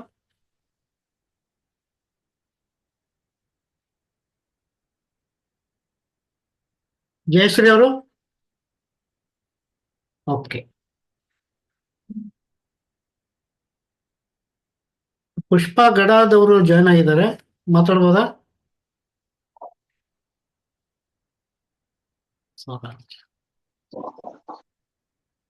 ಓಕೆ, ನಮ್ಮ ಶಿವಪ್ರಕಾಶ್ ಎನ್ಸಿ ಅವರು ಮಾತಾಡ್ಬೋದಾ? ಶರಣಾರ್ಥಿಗಳು ಸರ್. ಓಕೆ, ಹೇಳಿ ಸರ್. ಈ ದಿನದ ವಿಷಯ ಬಸವಣ್ಣನವರು ನಮ್ಗೆ ಏಕೆ ಬೇಕು ಅಂತೇಳಿ. ಈ ವಿಷಯಕ್ಕೆ ಈ ವಿಷಯವಾದ ಆಳಕ್ಕೆ ಇಳಿಕ ಮೊದಲು ಈ ವಿಷಯವನ್ನ ಮಾನವೀಯ ಗುಣಗಳು ಇಂದು ಏಕೆ ಬೇಕು ಅಂತೇಳಿ ಬದಲಾಯಿಸ್ಕೊಂಡ್ರೆ ಪ್ರಾಯಶಃ ವಿಷಯದ ಪರಿಪೂರ್ಣತೆ ಅರ್ಥವಾಗುತ್ತೆ. ಬಸವಣ್ಣನವರು ಅಂದ್ರೆ ಮಾನವತೆಯ ದ್ಯೋತಕ, ಮಾನವತೆಯ ಪ್ರತೀಕ, ಮಾನವತೆಗೆ ಪರ್ಯಾಯ ಪದವಾಗಿ ನಿಲ್ಲಬಂದಂಥವ್ರು. ಮತ್ತೆ ಇವತ್ತಿನ ಉಪನ್ಯಾಸ ಬಹಳ ಅದ್ಭುತವಾದ ಉಪನ್ಯಾಸದಲ್ಲಿ ಉಪನ್ಯಾಸಕರು ಬಹಳ ಸುದೀರ್ಘವಾಗಿ ಅನುಭವ ಮಂಟಪದ ಕಲ್ಪನೆಯ ಬಗ್ಗೆ ಮಾತನಾಡಿದರು. ನಾವು ತುಲನೆಯಲ್ಲಿ ಅನುಭವ ಮಂಟಪವನ್ನ ಜಗತ್ತಿನ ಮೊಟ್ಟ ಮೊದಲು ಸಂತತ್ತು ಅಂತ ಹೇಳ್ತಾ ಇದ್ದೀವಿ. ಆದ್ರೂ ಕೂಡ ಆ ಮೊಟ್ಟ ಮೊದಲ ಸಂತತ್ತನ್ನ ಸರಿಗಟ್ಟುವಂತಹ ಸಂತತ್ತು ಜಗತ್ತಿನ ಯಾವ ಸಂತತ್ತಿಗೂ ಇಲ್ಲ. ಈ ವಿಷಯವನ್ನ ನಾವು ಅರ್ಥ ಮಾಡ್ಕೊಳ್ಬೇಕು. ಬಸವಣ್ಣರು ಕಟ್ಟಿದಂತಹ ಅನುಭವ ಮಂಟಪ ತನ್ನ ಚರ್ಚೆಯ ಏನು ಗುಣಮಟ್ಟತೆ ಇತ್ತು, ಅಲ್ಲಿ ಕೇವಲ ಲೌಕಿಕ ವಿಷಯಗಳಲ್ಲದೆ ಪಾರಮಾರ್ಥಿಕ ವಿಷಯಗಳ ವಿವೇಚನೆಯೂ ಆಗುತ್ತಿತ್ತು ಅನ್ನುವಂಥದ್ದು. ಮತ್ತೆ ಅಲ್ಲಿ ಎಷ್ಟು ಶಿಸ್ತುಬದ್ಧವಾಗಿ ಶರಣರು ತಮ್ಮ ವಿಚಾರಗಳನ್ನ ಮಂಡಿಸ್ತಾ ಇದ್ರು, ವಾದ ವಿವಾದಗಳನ್ನ ಮಾಡ್ತಾ ಇದ್ರು ಅನ್ನುವಂಥದ್ದನ್ನು ನೀವು ನೋಡ್ಕೊಂಡ್ರೆ ಇವತ್ತಿನ ಸಂತತ್ತು ಆ ಸಂತತ್ತಿನ ಹಿರಿಮೆ ಗರಿಮೆಗಳ 20-25% ಕೂಡ ಸರಿದೂಗುವುದಿಲ್ಲ ಅನ್ನುವಂಥದ್ದು.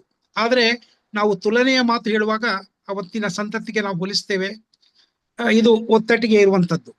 ಮತ್ತೆ ಬಸವೇಶ್ವರರು, ಇದು ಯಾವಾಗಲೂ ನನ್ನನ್ನು ಕಾಡುವಂತಹ ಪ್ರಶ್ನೆ, ಬಸವಣ್ಣವರನ್ನು ಹೇಗ್ ನೋಡ್ಬೇಕು ಅನ್ನುವಂಥದ್ದು. ಬಸವಣ್ಣವರು ಒಬ್ಬ ಅತ್ಯಂತ ನಿಷ್ಠ ಭಕ್ತನಾಗಿ, ಅತ್ಯಂತ ಜಂಗಮದ ಸೇವೆಗೆ ತನ್ನನ್ನು ತಾನು ಅರ್ಪಿಸಿಕೊಳ್ಳುವಂತಹ ವ್ಯಕ್ತಿಯಾಗಿ, ನೇರ ನಿಷ್ಠ ಸರಳೆ ಪ್ರಾಮಾಣಿಕತೆ ವ್ಯಕ್ತಿಯಾಗಿ ನಮ್ಮ ಮುಂದೆ ನಿಲ್ತಾರೆ. ಆದರೂ ಕೂಡ ಬಸವಣ್ಣನ ನಿಜವಾದ ನೆಲೆಯನ್ನ ನಾವು ಕಾಣುವುದು ಆತನ ಸಮಾಜದ ಸುಧಾರಣೆಯ ದಿಕ್ಕಿನಲ್ಲಿ ಅನ್ನುವಂಥದ್ದು ನನ್ನ ಒಂದು ದಿಟವಾದಂತಹ ನಂಬಿಕೆ. ಬಸವಣ್ಣವರ ಹಲವು ರೂಪಗಳು ಏನೇ ಇದ್ರೂ ಕೂಡ ನಮಗೆ ಅಖೈರಾಗಿ ಬಸವಣ್ಣ ಪ್ರೇನಾಗುವುದು ಆತ ತಂದಂತಹ ಅಂದ್ರೆ ಅತ್ಯಮೂಲಗ್ರವಾದಂತಹ ಸಮಾಜ ಪರಿವರ್ತನೆಯ ಹಾದಿಯನ್ನ ಅಂತೇಳಿ ಉಪನ್ಯಾಸಕರು ತಮ್ಮ ಉಪನ್ಯಾಸಕದ ಪ್ರಾರಂಭದಲ್ಲಿ ಈ ಒಂದು ಸಂಕ್ಲಿಷ್ಟ ಸಮಯದಲ್ಲೇ ಆದಂತಹ ಒಂದು ಸ್ಫೋಟ ಅಂತ ಹೇಳ್ತಾರೆ. ನಾನು ಪ್ರಾಯಶಃ ವಿಜಯ್ ಕುಮಾರ್ ಅವರು ಕೂಡ ಸೈನ್ಸ್ ವಿದ್ಯಾರ್ಥಿಗಳು. ನನಗೆ ಇದು ಒಂದು ಬಿಗ್ ಬ್ಯಾಂಗ್ ಥಿಯರಿ ಅಂತ ತೋರಿಸ್ತಾ ಇದೆ. ಮಾನವತೆಯೇ ಇಲ್ಲದೆ ಹೋದಂತಹ ಒಂದು ನಿರ್ವಾತ ಪ್ರದೇಶದಲ್ಲಿ ಮಾನವತೆಯನ್ನ ಸ್ಫುರೀಕರಿಸಿದಂತಹ ಒಂದು ಮಹಾಸ್ಫೋಟವಾಗಿ ಬಸವಣ್ಣ ಈ ಭೂಮಿಗೆ ಬರ್ತಾರೆ. ಹಾಗಾಗಿ ಬಸವಣ್ಣವರನ್ನ ವ್ಯಾಖ್ಯಾನಿಸುವ, ಮರುವ್ಯಾಖ್ಯಾನಿಸುವ ಅನೇಕ ಪ್ರಯತ್ನಗಳು ನಡೆದರೂ ಕೂಡ ತಾವೇ ಹಿಂದಿನ ಒಂದು ಸಂಚಿಕೆಯಲ್ಲಿ ಹೇಳಿದಾಗೆ ಬಸವಣ್ಣನ ವ್ಯಕ್ತಿತ್ವದ ಆಳ ಅಗಲಗಳನ್ನ ಕಟ್ಟಿ ಹಾಕಲಿಕ್ಕೆ ಇನ್ನೂ ಸಾಧ್ಯವಾಗಿಲ್ಲ ಅನ್ನುವುದು ಕೂಡ ಅಷ್ಟೇ ವಾಸ್ತವವಾದ ಸಂಗತಿ. ಇವತ್ತಿನ ವೇದಿಕೆಯಲ್ಲಿ ಹೇಗೆ ಬಸವಣ್ಣ ಪ್ರಸ್ತುತವಾಗಿರ್ತಾರೋ ಪ್ರಾಯಶಃ ಬರುವ ಅನೇಕ ಶತಮಾನಗಳ ಕಾಲ ಕೂಡ ಅವರ ವಚನಗಳ ಬಗ್ಗೆ ಅರ್ಥೈಕಾರಿಕೆ ನಡೆಯುತ್ತೆ. ಆ ಹೊತ್ತಿಗೆ ತಕ್ಕಂತೆ ಬಸವಣ್ಣವರನ್ನ ಅರ್ಥೈಸಿಕೊಳ್ಳಲಾಗುತ್ತೆ. ಆದರೆ ಬಸವ ಎನ್ನುವಂತಹ ಪ್ರಜ್ಞೆ ಆಳಕ್ಕಿಳಿದು ನೋಡೋದಕ್ಕೆ ಬಸವನಂತ ಮತ್ತೊಂದು ಪ್ರಜ್ಞೆ ಬರಬೇಕೇ ಹೊರತು ನಮ್ಮಂತಹ ಶರಣರಿಂದ ಸಾಧ್ಯವಿಲ್ಲದ ಮಾತು ಅಂತ ಹೇಳಿ ನನ್ನ ಈ ಅಭಿಪ್ರಾಯವನ್ನ ಮಂಡಿಸ್ತೇನೆ. ಶರಣ. Thank you sir, thank you very much. Next doctor Sarvamangala Sakre ಅಕ್ಕ ಅವರು ಮಾತಾಡಿ. ಸಕ್ರೆ ಅಕ್ಕ ಅವರು.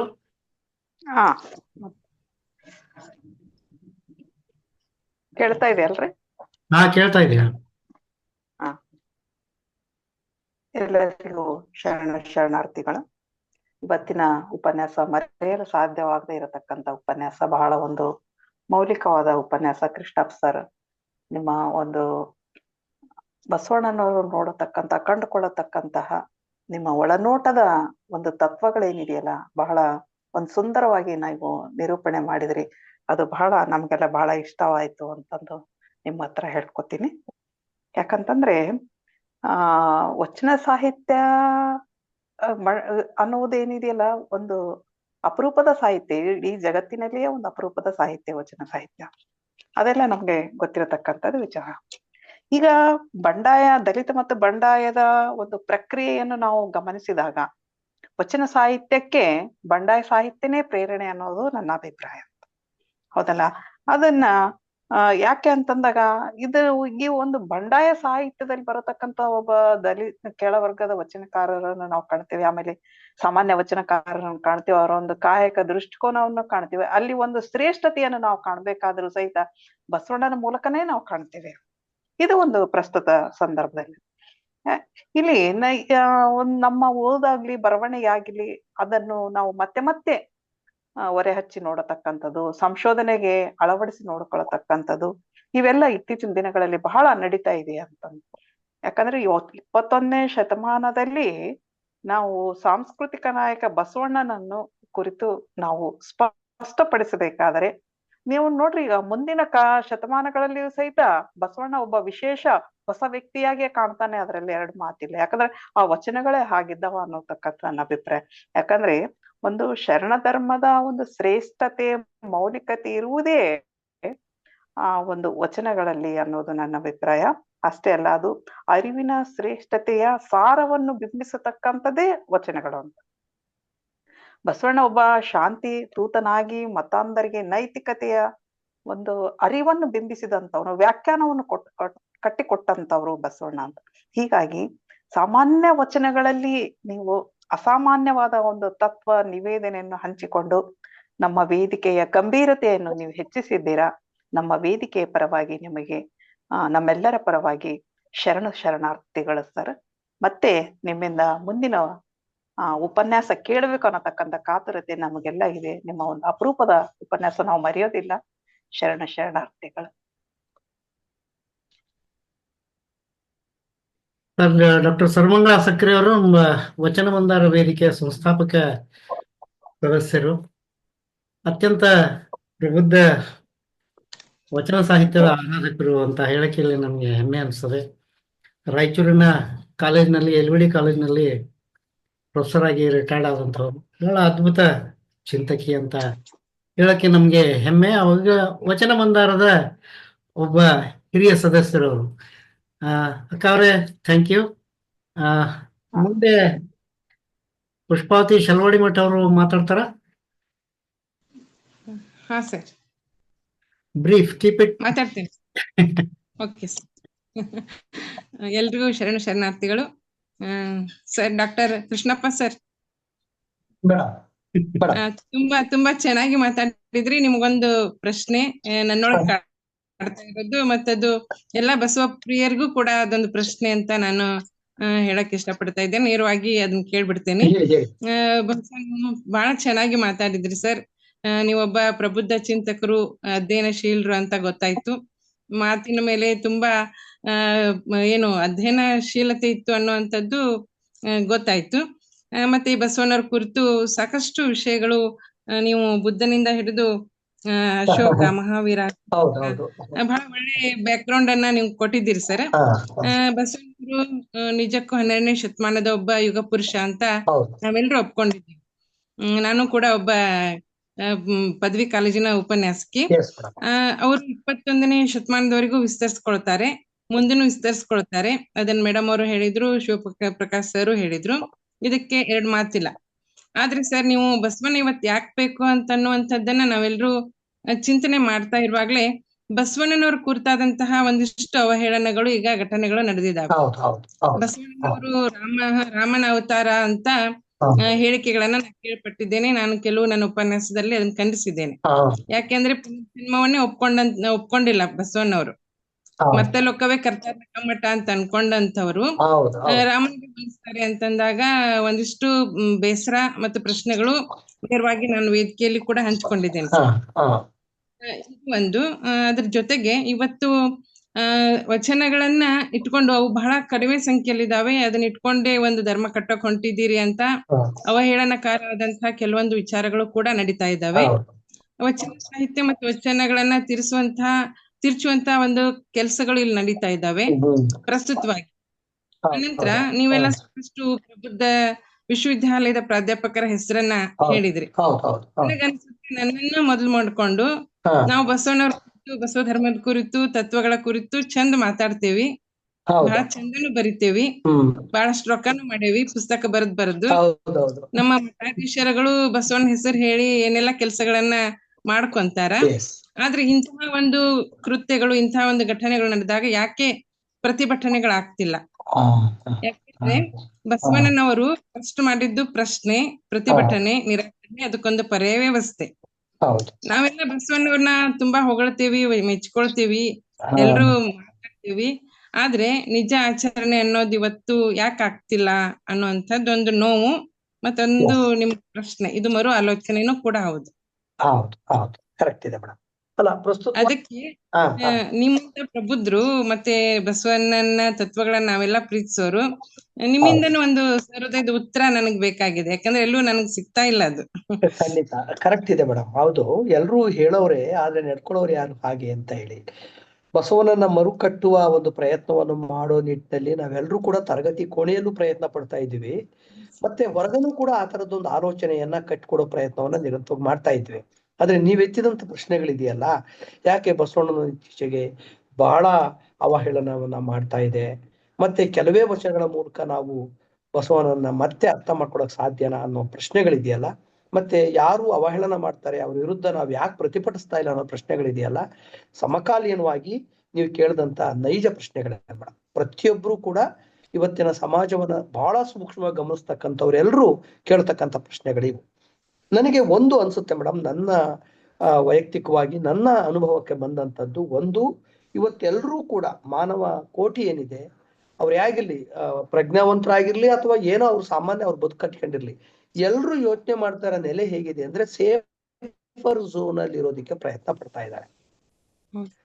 ಸೇಫರ್ ಝೋನ್, ನಾವು ಅವ್ರವ್ರ ಸೇಫರ್ ಝೋನ್, ಯಾರು ನಮ್ಗೆ ಏನು ತೊಂದರೆ ಆಗ್ದಂಗೆ ನಾನು ಏನಿರಕ್ ಸಾಧ್ಯನೋ ಆಗಿರೋದಿಕ್ಕೆ ಪ್ರತಿಯೊಬ್ರು ಯೋಚನೆ ಮಾಡ್ತಾ ಇರುವಂತ ಕಾಲಘಟ್ಟದಲ್ಲಿ ನಾವು ಇವತ್ತಿದ್ದೇವೆ, ನಾವು ಹಂಗೆ ಇದ್ದೇವೆ. ಎರಡನೇದಾಗಿ ಪ್ರತಿಯೊಬ್ಬರನ್ನು ಕೂಡ ಇವತ್ತು ಕೆಲವು ಪ್ರಶ್ನೆಗಳು ಕೆಲವು ವಿಚಾರಗಳು ಕಾಡ್ತಾ ಇದೆ. ಏನು ಅಂದ್ರೆ, ಪ್ರತಿಯೊಬ್ಬರನ್ನು ಕಾಡ್ತಾ ಇರ್ತಕ್ಕಂಥ ಒಂದು ಪ್ರಜ್ಞೆ ಯಾವುದು ಅಂದ್ರೆ ಅನಾಥ ಪ್ರಜ್ಞೆ ಎನ್ನುವಂಥದ್ದು. ಇದನ್ನ ತಾವು ಬಹಳ ಅರ್ಥ ಮಾಡ್ಕೊಂಡ್ರಿ ಅಂತ ಕಾಣಿಸುತ್ತೆ, ಯಾಕೆ ಈ ಪದ ನಾನು ಬಳಸ್ತೇ ಇಲ್ಲಿ ಅಂತಕ್ಕಂಥದ್ದನ್ನ. ಯಾರಿಗೆ ಯಾರನ್ನೂ ಕೂಡ ನಂಬದೇ ಇರ್ತಕ್ಕಂಥ, ಅನುಮಾನದಿಂದ ನೋಡ್ತಕ್ಕಂಥ, ಪ್ರತಿಯೊಬ್ಬರನ್ನು ದೂರ್ತಕ್ಕಂಥ ಅಥವಾ ಆ ವ್ಯಕ್ತಿಯಿಂದ ದೂರ ಆಗುವಂತಹ ಈ ತರದ ಕೆಲವು ಇದು ಏನು ಈ ತರದ ಕೆಲವು ಘಟನೆಗಳು ನಮ್ಮ ಸುತ್ತ ಪ್ರತಿನಿತ್ಯ ನಡೀತಲೇ ಇದೆ. ಒಂದು ಅನಾಥ ಪ್ರಜ್ಞೆ ನಮ್ಮನ್ನ ಕಾಡ್ತಲೇ ಇದೆ. ಈಗ ನಾನು ಮುಂದೆ ಹೊರಡ್ತೀನಿ, ನಾನು ಎದುರಿಸ್ತೇನೆ, ಆದ್ರೆ ನನ್ನ ಜೊತೆಗೆ ಯಾರಿದ್ದಾರೆ? ಕಲಬುರ್ಗಿ ಸರ್ ಅವರು ಹೊರಟ್ರು, ಮುಂದೆ ಯಾರು ಬಂದ್ರು ಅವ್ರಿಗೆ ಅನ್ನೋದು ಇವತ್ತು ಒಂದು ಪ್ರಜ್ಞಾವಲಯವನ್ನ ಮೇಲಿಂದ ಮೇಲೆ ಕಾಡ್ತಾ ಇದೆ ಮೇಡಮ್. ಇದಂತ ಪ್ರಶ್ನೆಗಳು ಇವತ್ತಿದ್ದಾರೆ, ತುಂಬಾ ಜನ ಇದ್ದಾರೆ ಮೇಡಮ್. ಧ್ವನಿ ಎತ್ತವರು ಕೇವಲ ನಮ್ ಕಣ್ಣಿಗೆ ಕಾಣ್ದಲೇ ಇರ್ತಕ್ಕಂಥ ಅದೆಷ್ಟೋ ಹುರಿಯಾಳುಗಳು ನಮ್ಮ ಗ್ರಾಮೀಣ ಭಾಗದಲ್ಲಿ ಎಲೆಮರೆ ಕಾಯಿಯಂತೆ ಇದ್ದಾರೆ ಮೇಡಮ್. ಆದ್ರೆ ಅವರೆಲ್ಲರನ್ನೂ ಕೂಡ ನಿರಂತರವಾಗಿ ಯಾವುದೋ ಒಂದು ಬಲಾಢ್ಯವಾದಂಥ ಕೈ ಹಿಡಿದಿಡ್ತಾ ಇದೆ, ಅವ್ರನ್ನ ಆಗಾಗ್ ಬಿಡ್ತಾ ಇಲ್ಲ. ಇದನ್ನ ಈಚೆ ಬರ್ಬೇಕು ಅಂದ್ರೆ ಈ ವಲಯ ಒಟ್ಟಾಗಿ ನಿಲ್ಲಬೇಕು. ಆ ಒಟ್ಟಾಗಿ ನಿಲ್ಲೋದಿಕ್ಕೆ ಒಂದು ವೇದಿಕೆಯನ್ನ ಕಲ್ಪಿಸ್ಕೊಳ್ಬೇಕು. ಏನ್ ಬಂದ್ರು ಎದೆ ಕೊಡ್ತೀನಿ ಅಂತಕ್ಕಂಥ ಸೈನಿಕ ನಿಲುವು ಅವ್ರದ್ದಾಗ್ಬೇಕು. ಹಾಗಾದಾಗ ಬಸವಣ್ಣನವರ ಒಂದೇ ವಚನ ಸಾಕು, ನಾನು ಹೇಳ್ದಂಗೆ ಕಳಬೇಡ ಕೊಲಬೇಡ, ಇದೊಂದು ವಚನ ಸಾಕು ಜಗತ್ತನ್ನ ಕಟ್ಲಿಕ್ಕೆ ಅಂತ ನನಗೆ ಅನ್ಸುತ್ತೆ ಮೇಡಮ್. ಸರ್, ನನಗ ಅನ್ಸೋದೇನು ಅಂತಂದ್ರೆ, ನೀವು ಹೇಳಿದಿಲ್ಲ ಅಶೋಕನ ಕಾಲದಲ್ಲೇ ಒಂದು ಪ್ರಭುತ್ವದ ವ್ಯವಸ್ಥೆಯೊಳಗ ಪ್ರಜಾಪ್ರಭುತ್ವದ ನೆಲೆಗಳು ಬಂದ್ವು. ಆದ್ರೆ ಇದು ನಮ್ದು ಪ್ರಜಾಪ್ರಭುತ್ವ ವ್ಯವಸ್ಥೆಯಲ್ಲಿ ಪ್ರಭುತ್ವದ ಹಿಡಿತಗಳು ಆಗ್ತಿದಾವೆ. ಇದೊಂದು ನೋವು. ಮತ್ತೇನು ಬರಹಗಾರರಿದಾರಲ್ಲ, ಅವ್ರು ಬರಹ ಬರೆಯೋದಷ್ಟೇ ಅಲ್ಲ, ಬೀದಿಗೆ ಬಂದು ಒಂದಿಷ್ಟು ಪ್ರತಿಭಟನೆನೂ ಕೂಡ ಮಾಡ್ಬೇಕಾಗ್ತೈತಿ ಅಂತ. ಯಾಕಂದ್ರೆ ಡಾಕ್ಟರ್ ವಿಜಯಕುಮಾರ್ ಕಮಾರ್ ಸರ್ ಅವ್ರು ಬಹಳಷ್ಟು ಇದ್ರ ವಿರುದ್ಧ ಧ್ವನಿ ಎತ್ತಿದ್ದಾರೆ. ಆದ್ರೆ ಅವ್ರಿಗೆ ಸಪೋರ್ಟ್ ಮಾಡಿದ್ದ ನಾವೊಂದು ನೋಡಿಲ್ಲ ಸರ್, ನಾನು ಒಬ್ರನ್ನೂ ನೋಡಿಲ್ಲ ಅವ್ರು ಬೆಂಬಲಿಸಿದ್ದನ್ನ. ಅದಕ್ಕೆ ನಾವು ಪ್ರಬುದ್ಧರು, ನೀವು ಪ್ರಬುದ್ಧರು, ವಿಶ್ವವಿದ್ಯಾಲಯದ ಪ್ರಾಧ್ಯಾಪಕರೆಲ್ಲ ಒಂದೊಂದ್ಸಲ ಬೀದಿಗೆ ಇಳಿಬೇಕಾಗ್ತೈತೆ ಏನೋ ಅಂತ. ಇಳಿಬೇಕು ಕೂಡ ಮೇಡಮ್, ಇಳಿಬೇಕಾಗತ್ತೆ. ಇವೆರಡು ಸಮಾಜದಲ್ಲಿ ನಡೆದಂತ ಎರಡು ಘಟನೆಗಳು ಎಲ್ಲರನ್ನೂ ಕೂಡ ಮತ್ತೆ ಮತ್ತೆ ಕಾಡ್ತಾ ಇದೆ. ಇದನ್ನ ಯಾರನ್ನು, ಎಲ್ಲರೊಳಗೂ ಇದೆ ಆ ಪ್ರಶ್ನೆ ಇದೆ, ಆ ಸ್ಫೋಟಕ ಇದೆ, ಸ್ಫೋಟ ಗುಣ ಇದೆ. ಆದ್ರೆ ಅದೆಲ್ಲವನ್ನು ಸಂಗ್ರಹಿಸಿ ನಡೆಸ್ಕೊಂಡು ಹೋಗ್ತಕ್ಕಂತ ಒಂದು ಏನ್ ಹೇಳ್ತೀವಲ್ಲ ಆ ವಿವೇಕ, ಅದನ್ನ ಸ್ಫೋಟ ಅನ್ಬೇಕು, ವಿವೇಕ ಅನ್ಬೇಕು, ಗೊತ್ತಿಲ್ಲ ಮೇಡಮ್ ನನಗೆ. ಆ ತರದ್ದು ಒಂದು ಶಕ್ತಿ ಬೇಕು. ಆ ಶಕ್ತಿ ಬರೋದಿಕ್ಕೆ ವಚನ ಮಂದಾರದಂತ ವೇದಿಕೆಗಳು ಸಂಗ್ರಹಿಸ್ಬೇಕು, ಒಂದ್ ಕಡೆ ಕಲೆ ಹಾಕ್ಬೇಕು, ಏನ್ ಬರುತ್ತೋ ನೋಡೋಣ ಅನ್ನುವಂತ ಒಂದು ಪ್ರಜ್ಞೆ ಬೆಳೆಸ್ಬೇಕು. ಅದಾಗ್ಬೇಕು ಮೇಡಮ್, ಅಷ್ಟೇ. ಆದ್ರೆ ಖಂಡಿತ ಆಗುತ್ತೆ. ಇತ್ತೀಚಿನ ದಿನಮಾನಗಳಲ್ಲಂತೂ ರೈಟರ್ಸ್ಗಾಗ್ಲಿ ಈ ತರ ಮಾತಾಡೋರ್ಗಾಗ್ಲಿ ಧ್ವನಿನೇ ಇಲ್ವೇನೋ ಅನ್ನೋ ತರ ಆಗೋಗ್ಬಿಟ್ಟಿದೆ ಮೇಡಮ್. ನಾವು ನೋಡ್ತಾ ಇದೀವಲ್ವಾ, ಧ್ವನಿನೇ ಇಲ್ಲ. ಬರವಣಿಗೆಲೂ ಆ ತರದ ಎಲ್ಲಿದೆ? ಆ ಕಾಲದ ಬರವಣಿಗೆ ಎಲ್ಲಿ ಕಾಣಿಸ್ತಾ ಇದೆ ಇವತ್ತು? ನಾನು ಈ ರಾಮನ ಅವತಾರ ಅಲ್ಲ ಅಂತ ಪ್ರತಿಭಟನೆ ಮಾಡಿದಾಗ ಒಬ್ರು ಪತ್ರಕರ್ತರ ನನ್ನನ್ನ ಇದು ಮಾಡಿದ್ರು ಅವ್ರು ಪ್ರಶ್ನೆ. ನಾವು ಮುಟ್ಸೋಣ, ಪ್ರಾಪರ್ ಚಾನಲ್ ಒಳಗ ಬಸವಣ್ಣವ್ರ ಮುಟ್ಸೋಣ, ಆದ್ರೆ ರಾಮಕೃಷ್ಣ ದೇವ್ರೇ ಹೌದು ಅಲ್ಲ ಅನ್ನೋ ನಮ್ಗೆ ಇನ್ನೂ ಕನ್ಫ್ಯೂಷನ್ ಇದೆ. ಅಂತದ್ರೊಳಗೆ ರಾಮಗೆ ಕೃಷ್ಣಿಗೆ ಹೋಲಿಸ್ತಾರೆ ಅಂದ್ರೆ ಅದು ಸ್ವಲ್ಪ ಎಲ್ಲೋ ಅಂದ್ರೆ ತಪ್ಪು ಒಪ್ಕೋಬಾರ್ದು ಮೇಡಮ್, ಖಂಡಿಸ್ಬಿಡ್ಬೇಕು ಅಲ್ಲೇನೆ. ಆಗಲ್ಲ, ಒಪ್ಪಬಾರ್ದು ಅದನ್ನ. ಆಮೇಲೆ ಸಣ್ಣದಾಗಿ ನಾವು ನಮ್ಮ ಮಿತಿ ಒಳಗಡೆ ಇಂಥ ಧೋರಣೆಗಳನ್ನ ಕಣ್ಸೋ ಪ್ರಕ್ರಿಯೆಗೆ ಚಾಲನೆ ಕೊಡ್ಬೇಕು ನಾವು. ಸುಮ್ನೆ ಯಾರೋ ಏನೋ ಹೇಳಿದ್ದನ್ನ ಕೇಳ್ಕೊಂಡು ಸುಮ್ನೆ ಬರ್ಲೂಬಾರ್ದು ನಾವು. ಅಲ್ಲಿ ಏನ್ ಹೇಳ್ಬೇಕು ಹೇಳ್ಬಿಟ್ಟು ಬಂದ್ಬಿಡ್ಬೇಕು, ಅಷ್ಟೇ ನಮ್ ಪಾತ್ರ ಅನ್ಸುತ್ತೆ ಮೇಡಮ್ ನನಗೆ. Thank you madam, thank you. ಧನ್ಯವಾದಗಳು. ವಿಜಯ್ ಸರ್, ನನಗೆ ಅನಿಸ್ತಿರೋದೇನು ಅಂತ ಹೇಳಿದ್ರೆ, ಬಸವಣ್ಣವ್ರ ಬಗ್ಗೆ ಮರುಕಲ್ಪನೆಯನ್ನ ಸ್ವಲ್ಪ ಬದಿಗಿಟ್ಬಿಟ್ಟು ಬಸವಣ್ಣವರನ್ನ ಮರುಸ್ಥಾಪಿಸುವಂತ ನಾವು ಗಮನಿಸಬೇಕು. ಬಸವಣ್ಣ ಅಂತ ಒಂದು ವ್ಯಕ್ತಿತ್ವ ನಾವು ಸಮಾಜದಲ್ಲಿ ಮತ್ತೆ ಮರುಸ್ಥಾಪಿಸ್ಬೇಕೀಗ. ಅವರು ಮರುಚಿಂತನೆಗಳನ್ನ ಮತ್ತೆ ಮಾಡೋಣ, ಅವನನ್ನ ಪುನಃ ಸ್ಥಾಪಿಸುವಂತ ಪ್ರಯತ್ನ ನಮ್ಮಲ್ಲಿ ಆಗ್ಬೇಕು. ನನ್ನ ಮಾತಲ್ಲೆಲ್ಲೋ ಬಂತು ನನಗೆ, ಅವರನ್ನ ಮುಂದೆ ಬಿಟ್ಕೊಂಡು ನಾವು ಹೋಗ್ಬೇಕು, ಆಗ ಎಲ್ಲರೂ ಸಂಘಟಿತರಾಗ್ತಾರೆ ಸರ್. ಆಮೇಲೆ ನಮ್ಮೊಳಗೆ ಆಗ್ತಕ್ಕಂಥ ಕೆಲವು ತಾಕ್ಲಾಟಗಳೇನಿದೆ ಅವನ್ನ ಸ್ವಲ್ಪ ನಾವು ಆಚೆಗೆ ಹಾಕೊಂಡ್ಬಿಡ್ಬೇಕು ಸರ್. Correct sir. ಕೇಳಿಸ್ತಾ ಇದೆ ಸರ್, ಕೇಳಿಸ್ತಾ ಇದೆಯಲ್ಲ ನೋಡಿ. ಈ ತರದ್ದು ಒಂದು ಪ್ರಯತ್ನ ಪಡ್ಬೇಕಾಗುತ್ತೆ ಸರ್ ನಾವು. ಹೌದು ಸರ್. ಬಸವಣ್ಣನವರನ್ನ ಮತ್ತೆ ಸ್ಥಾಪಿಸ್ಬೇಕು. ನಿಜ. ಅದು ಅದ್ರ ಬಗ್ಗೆನೆ ಒಂದು ಚಿಂತನೆ ಮಾಡ್ಬೇಕಾಗತ್ತೆ ಸರ್. ಒಂದು ಬ್ಲೂ ಪ್ರಿಂಟ್ ಮಾಡ್ಕೋಬೇಕಲ್ಲಿ. ಹೌದು. ನಾವು ಹೋದ್ಸರಿ ಹೋದ್ಸರಿ ಡಾಕ್ಟರ್ ಮೀನಾಕ್ಷಿ ಬಾಳಿ ಅವರು ಇದನ್ನೇ ಕುರಿತು ಮಾತನಾಡಿದ್ರು. ಬಸವಣ್ಣನವರ ಅವಹೇಳನ ಹೇಗಾಗ್ತಾ ಇದೆ ಅನ್ನೋ ಕುರಿತು ಹೋದ ವಾರನೇ ನಾವು ಡಿಸ್ಕಸ್ ಮಾಡಿದ್ವಿ. ಅದಕ್ಕೋಸ್ಕರ ಒಂದು ಸೆಷನ್ ಅನ್ನೇ ಮಾಡಬೇಕು ಅಂತ ಇದ್ವಿ. ಅದರ ಜೊತೆಗೆ ಒಂದು ಪ್ರಗತಿಪರ ಚಿಂತಕರಾದಂತಹ 3 ಜನ ಮಠಾಧಿಪತಿಗಳನ್ನು ಕೂಡ ಕರೆಸ್ಬೇಕನ್ನೋ ಒಂದು ಯೋಚನೆ ಇದೆ. ಒಂದು ಸಂವಾದ ರೂಪದಲ್ಲಿ ಅದೊಂದು ಕಾರ್ಯಕ್ರಮವನ್ನು ಮಾಡ್ಬೇಕನ್ನೋ ಒಂದು ಪ್ರಯತ್ನವನ್ನು ನಾವು ವಚನ ಮಂದಾರ ವೇದಿಕೆ ಮೂಲ ಮಾಡ್ತೀವಿ ಅಂತ. ಮುಂದಿನ ಕಾರ್ಯಕ್ರಮಕ್ಕೆ ಶರಣ ಸಮರ್ಪಣೆಗೆ ರೇಖಾ ಮೇಡಮ್, ಶರಣ ಸಮರ್ಪಣೆಗೆ ಹೋಗೋಣ ಅನ್ಸುತ್ತೆ. ಅಲ್ಲ ಮೇಡಮ್ ಅವ್ರು ಕೇಳಿದ್ದು ಪ್ರಶ್ನೆ ಚೆನ್ನಾಗಿದೆ. ಅದು ಆಕ್ಚುಲಿ ಎಲ್ರೂ ಯೋಚನೆ ಮಾಡ್ಬೇಕಾಗಿರೋದು ಸರ್. ಅದು ಅದನ್ನ ಏನ್ ಮಾಡ್ಲಿಕ್ಕೆ ಸಾಧ್ಯ ಅನ್ನೋದನ್ನ ನಾವೆಲ್ಲರೂ ಕುಳಿತು ಒಂದು ಸಾರಿ ಅದಕ್ಕೆ ಒಂದು ಬಿಗಿನಿಲು ತಗೋಬೇಕು ಸರ್ ನಾವು. ಅಷ್ಟು ಬೆಲ್ದ ಕ್ಯಾಟ್ ಅನ್ನೋದು ಇದೆಯಲ್ಲ, it's very difficult question to answer. ಅದು ಕ್ವಶನ್ ಅದು. ಹೌದೌದು. ಈಗ ನೋಡಿ, ಬಸವಣ್ಣನವರನ್ನ ಅವಹೇಳನ ಮಾಡ್ತಿದ್ದಾರೆ ಅಂದ್ರೆ ಯಾಕೆ ಮಾಡ್ತಿದಾರೆ ಅವರು? ಕಾರಣ ಏನು? ಅಂತದ್ದೇನಿದೆ ಅಲ್ಲಿ? ಯಾವ ವಿಚಾರದಲ್ಲಿ ಮಾಡ್ತಿದ್ದಾರೆ? ಇವುಗಳನ್ನೆಲ್ಲ ನಾವು ತೆಗೆದುಕೊಂಡು ಕೈಗೆತ್ಕೊಂಡು ಮಾತಾಡಿ ಪ್ರತಿಭಟಿಸ್ಬೇಕಾಗುತ್ತೆ ಸರ್. ಹಂಗೆ ಬಿಡಬಾರ್ದು. ಇಲ್ಲಾಂದ್ರೆ ಒಳಿತು ಏನು ಉಳಿಯಲ್ಲ. ಆಮೇಲೆ ಈ ಮಂಡ್ಯ ಸಾಹಿತ್ಯ ಸಮ್ಮೇಳನದಲ್ಲಿ ಬಸವಣ್ಣವ್ರ ಬಗ್ಗೆ ಒಂದು ಗೋಷ್ಠಿನೂ ಇರಲಿಲ್ಲ. ನಾನು ನೋಡಿ ಇಂಥ ಕಡೆ ನಾವು ಡೈರೆಕ್ಟ್ ಆಗಿ ಬೆಳಗ್ಗೆ ಫೋನ್ ಮಾಡಿ ಹಿಗ್ಗಾಮಗ್ಗ ಉಗಿದ್ಮೇಲೆ ಬಸವಣ್ಣವರ ಪ್ರತಿಮೆಯನ್ನ ಬಂದಿಟ್ರು ಮಧ್ಯಾಹ್ನ 3 ಗಂಟೆ ಅಷ್ಟೊತ್ತಿಗೆ.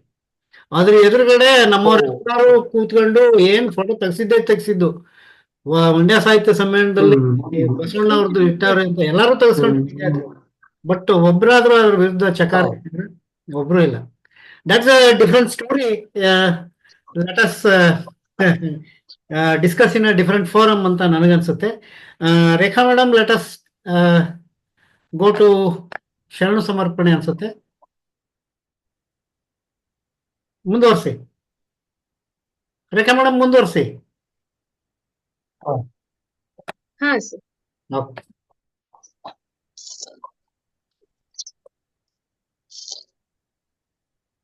ಸರ್, ಈಗ ಶರಣು ಸಮರ್ಪಣೆ ಮಾಡಲ ಸರ್? ಹಾ, ನಾನೇ ಮಾಡ್ತೇನೆ. ಓಕೆ. ಹ್ಮ್. ಕಾರ್ಯಕ್ರಮದ ಕೊನೆಯ ಘಟ್ಟ ಶರಣು ಸಮರ್ಪಣೆ. ಇಂದಿನ ಕಾರ್ಯಕ್ರಮದಲ್ಲಿ ಪ್ರಾರ್ಥನೆಯನ್ನ ಮಾಡಿದಂಥ ಮಧುಗಿರಿಯ ಶ್ರೀಮತಿ ಉಮಾ ಮಲ್ಲೇಶ್ ಅವರು ಅಕ್ಕ ಕೇಳವ ನಾನೊಂದ ಕನಸು ಕಂಡೆ ವಚನವನ್ನ ಪ್ರಾರ್ಥನೆ ಮಾಡಿದ್ರು. ನನ್ನ ಸಂಗೀತ ಗುರುಗಳಾದಂಥ ಮಲ್ಲಿಕಾರ್ಜುನ್ ಮನ್ಸೂರ್ ಅವರನ್ನ ಜ್ಞಾಪಿಸಿದವರು ಅಜರಾಮರವಾದಂತಹ ಒಂದು ಹಾಡು, ಅಕ್ಕ ಕೇಳವ್ವ ನಾನೊಂದ ಕನಸ ಕಂಡೆ ಅಂತ ಹಾಡನ್ನ, ಅಕ್ಕ ಕೇಳವ್ವ ನಾನೊಂದ ಕನಸ ಕಂಡೆ ಹಾಡನ್ನ ಪ್ರಾರ್ಥನೆಯ ಮೂಲಕ ಸಲ್ಲಿಸಿದ್ದಕ್ಕೆ ಶ್ರೀಮತಿ ಉಮಾ ಮಲ್ಲೇಶ್ ಮಧುಗಿರಿ ಅವರಿಗೆ ಈ ಮೂಲಕ ಕೃತಜ್ಞತೆಯನ್ನ ಹೇಳೋಣ. ಇನ್ನು ಉಪನ್ಯಾಸಕರ ಪರಿಚಯವನ್ನ, ಅವರು ನನ್ನ ಪರಿಚಯನೇ ಬೇಡ ಅಂತ ಹೇಳಿದ್ದು ನಾನು ಇನ್ನ ನನ್ನ ತಲೆಯಲ್ಲಿ ಗುಯ್ಗುಡ್ತಾ ಇದೆ. ನನ್ನ ಭಾಷಣವನ್ನ ಮಾಡಿದ್ರೆ ಸಾಕು ಸರ್, ನನ್ನ ಪರಿಚಯ ಯಾಕೆ ಅಂತ ಅವರು 2-3 ಸಾರಿ ಹೇಳಿದ್ರು. ಪರಿಚಯವನ್ನು ಮಾಡಿದಂತಹ ಶ್ರೀಮತಿ ರೇಖಾ ಬಡ್ಕಣ್ಣವರ್ ಅವ್ರಿಗೂ ಧನ್ಯವಾದಗಳನ್ನು ಹೇಳ್ತಾ, ಇನ್ನ ಈ ಉಪನ್ಯಾಸದ ಒಂದು ಶೀರ್ಷಿಕೆಯನ್ನ ಬಸವಣ್ಣನವರು ನಮಗೆ ಏಕೆ ಬೇಕು ಅಂತಕ್ಕಂಥ ಮಾತನ್ನ ಡಾಕ್ಟರ್ ಆರ್ ಸಿ ಹಿರೇಮಠ ಅವರು ನಮ್ಮ ಧಾರವಾಡದ ಮನೆಯಲ್ಲಿ ಚರ್ಚೆ ಮಾಡ್ತಾ ಹೇಳಿದ್ದು. ಆ ಶೀರ್ಷಿಕೆ ಸರಿಸುಮಾರು 35 ವರ್ಷ ಆಯ್ತು. 35 ವರ್ಷ ಆದ್ಮೇಲೆ ಒಬ್ಬ ಪ್ರಬುದ್ಧ ಚಿಂತಕರ ಒಂದು ಉಪನ್ಯಾಸವನ್ನ ಕೇಳುವಂತಹ ಒಂದು ಸುಸಂದರ್ಭ ಒದಗಿಸ್ಕೊಟ್ರಿ. ಬಹುಶಃ ಆರ್ ಸಿ ಹಿರೇಮಠ ಅವರ ಒಂದು ಉಪನ್ಯಾಸವನ್ನ ನನಗನ್ಸದ ಮಟ್ಟಿಗೆ ಈ ಸಮಕಾಲೀನರನ್ನ ಯಾರು ಕೇಳಿಲ್ಲ ಅನ್ಸುತ್ತೆ. 1979-80ರಲ್ಲಿ ನಮ್ಮ ಮನೆ ಬಂದಾಗ ನಾನು ಒಂದ್ಸರಿ ಕೇಳಿದ್ದೆ ಅವ್ರನ್ನ, ನೀವು ಕ್ಲಾಸ್ ಹೆಂಗ್ ಮಾಡ್ತೀರಿ ಅದನ್ನ ನಾನು ಒಂದ್ಸರಿ ನೋಡ್ಬೇಕು ಅಂತ. ಅದಕ್ಕೆ ಯಾಕೋ ಬಾರೋ ಮರ ಅಂತ ಹೇಳಿ ಒಂದ್ಸರಿ ಕರ್ಕೊಂಡೋಗಿ ಕ್ಲಾಸಲ್ಲಿ ಕುಂಡಿಸಿದ್ರು ಅವರು. ನಾನು ಅವಾಗ SSLC ಇದ್ದೆ ಅನ್ಸುತ್ತೆ, ಕುಂಡಿಸಿದ್ರು. ನನಗನ್ಸದ ಮಟ್ಟಿಗೆ recreation of doctor R C Hiremath ಅವ್ರನ್ನ ಇವತ್ತು ನೋಡಿದೆ ಅಂತ ನಾನು ಅನ್ಸುತ್ತೆ. ಅವರ ಸೇಮ್ ಅಂದ್ರೆ ಅವರು ಮಾತನಾಡ್ತಕ್ಕಂಥ ಶೈಲಿ, ಮಂಡಿಸ್ತಕ್ಕಂಥ ವಿಷಯ ನನಗೆ ಇವತ್ತು ಡಾಕ್ಟರ್ ಆರ್ ಸಿ ಹಿರೇಮಠ ಅವ್ರು ನೆನಪಾದ್ರು. ನಾನು ಅವರ 2 ಕ್ಲಾಸ್ಗಳನ್ನ ಅವಾಗ ಅಟೆಂಡ್ ಮಾಡಿದ್ದೆ. ನಾನು SSLC ನಲ್ಲಿದ್ದೆ. Same tone, same accent, same ವಿಷಯ ಮಂಡನೆ, ಬಹಳ ಪ್ರಬುದ್ಧವಾದ ಚಿಂತನೆಯನ್ನ ಇವತ್ತು ನೀವು ಆರ್ ಸಿ ಹಿರೇಮಠ ಅವ್ರನ್ನ ನೆನಪು ಮಾಡಿಕೊಟ್ರಿ ಸರ್, ಧನ್ಯವಾದಗಳು. ಇನ್ನ ನಿಮ್ಮ ಪೀಠಿಕೆ ಇದೆಯಲ್ಲ, ನನಗನ್ಸದ ಮಟ್ಟಿಗೆ ಧನ್ಯವಾದಗಳು ಸರ್, ಧನ್ಯವಾದ.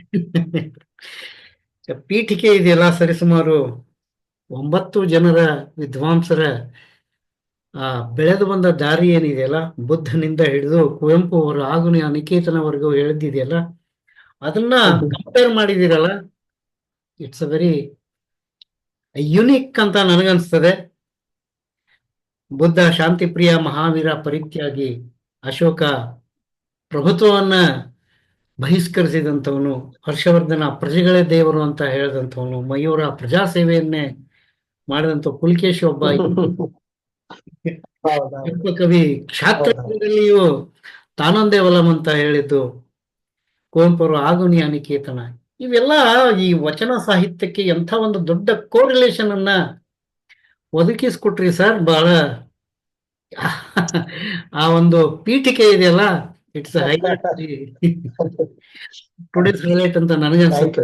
ಬಸವಣ್ಣನ ಬಗ್ಗೆ ಏಕೆ ಬೇಕು, ಅದಕ್ಕೆ ಟ್ಯಾಗ್ ಲೈನ್ ಕೊಡೋದಾದ್ರೆ ಒಂದು ಸಾಂಸ್ಕೃತಿಕ ಪಯಣ ಅಂತಕ್ಕಂಥ ಒಂದು ಟ್ಯಾಗ್ ಲೈನ್ ಅನ್ನು ಕೂಡ ನಿಮ್ಮ ಈ ಉಪನ್ಯಾಸಕ್ಕೆ ಕೊಡಬಹುದು ಅಂತ ನನ್ನ ಅನಿಸಿಕೆ. ಅನುಭವ ಮಂಟಪ, ಸಾಂಸ್ಕೃತಿಕ ವೇದಿಕೆ, ಇಲ್ಲಿಂದ ಪ್ರಾರಂಭವಾದಂತ ತಮ್ಮ ಪಯಣ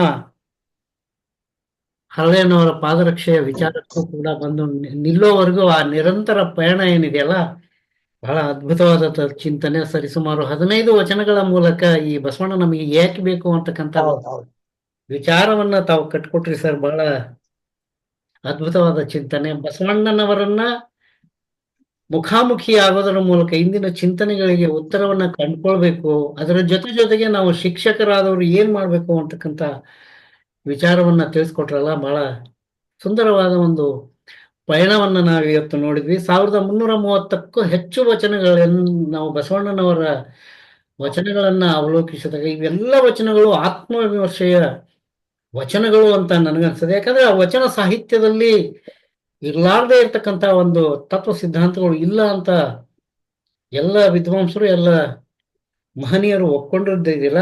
ಅದರಲ್ಲಿಯೂ ಬಸವಣ್ಣನವರು ಇದಾರಲ್ಲ, ಆತ್ಮವಿಮರ್ಶೆಯ ವಚನಗಳನ್ನ ಬರೆದ ಯಾವ ನೀನು ಹೀಗೆ ಮಾಡು ಅಂತ ಅವರು ಯಾರಿಗೂ ಕೈ ತೋರಿಸಿ ಮಾತಾಡಿಲ್ಲ. ನನ್ನ ಮೂಲಕ ನಾನು ನನ್ನ ಬದುಕನ್ನ ಹೇಗೆ ನಾನು ಸುಧಾರಿಸ್ಬೇಕು ಅನ್ನೋದ್ರ ಮೂಲಕ ಇಡೀ ಪ್ರಪಂಚಕ್ಕೆ ಒಂದು ದಾರ್ಶನಿಕ ನೆಲೆಯನ್ನ ಕೊಟ್ಟಂತವ್ರು ಯಾರಾದ್ರೂ ಅದು ಬಸವಣ್ಣವರು.